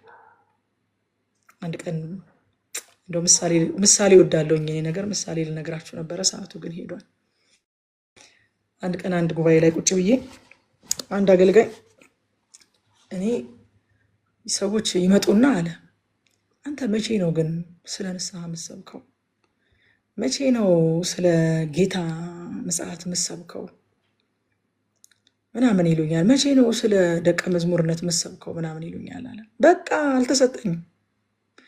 እናንተ ስለ ንስሐ መስበክ ከተሰጣችሁ እሱን ስበኩ። እኔ የተሰጠኝ እኔን ጌታ ያለኝ አለ ህዝቤን አመቻችልኝ ነው ያለኝ ጌታ አለ። አዘጋጅልኝ ሳይሆን አመቻችልኝ፣ ህዝቤን አበልጽግልኝ፣ አመቻችልኝ። በቃ የኔ ጥሪ ይሄ ነው ማለት አዞረኝ። በጌታ ፊት ነው የምነግራችሁ፣ አዞረኝ በቃ ወዳጆቼ። እንደዚህ የሚባል ጥሪ የለም።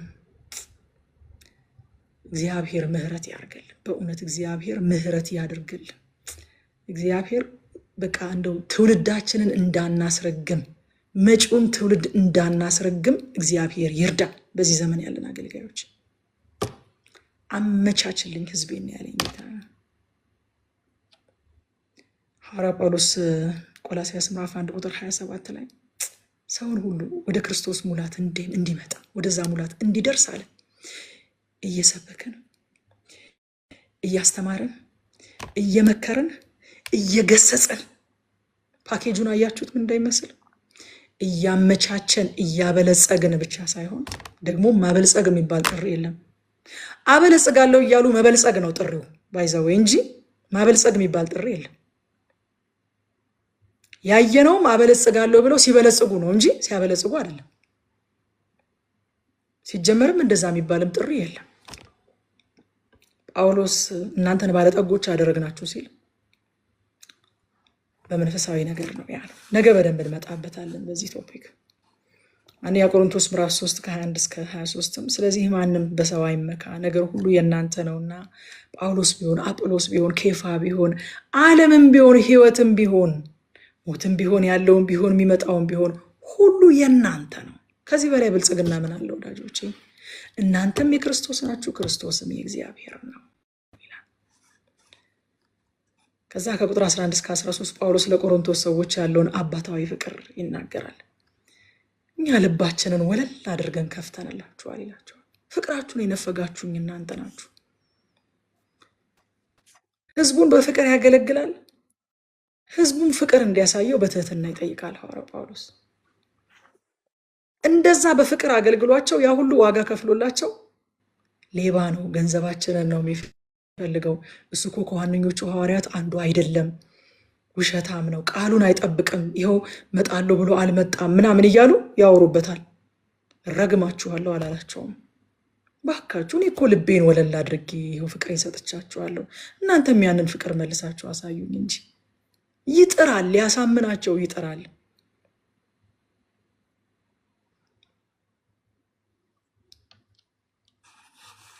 እግዚአብሔር ምህረት ያርግልን። ሌላ ምንም አልልም። ምህረት ያርግልን እግዚአብሔር። ከዛ ቁጥር 14 ከማያምኑ ሰዎች ጋር አግባብ ባልሆነ መንገድ አትጠመዱ። ጽድቅ ከአመፅ ጋር ምን ግንኙነት አለው? ብርሃንስ ከጨለማ ጋር ምን ህብረት አለው? ይላል። አትጠመዱ የሚለው የእርሻ ቃል ነው። እንደምታውቁት ሁለት በሬዎች በአንድ ቀንበር ሲጠመዱ ደግሞ ተመሳሳይ ኃይል፣ ተመሳሳይ አቅጣጫ ወይም ዓላማ ሊኖራቸው ይገባል።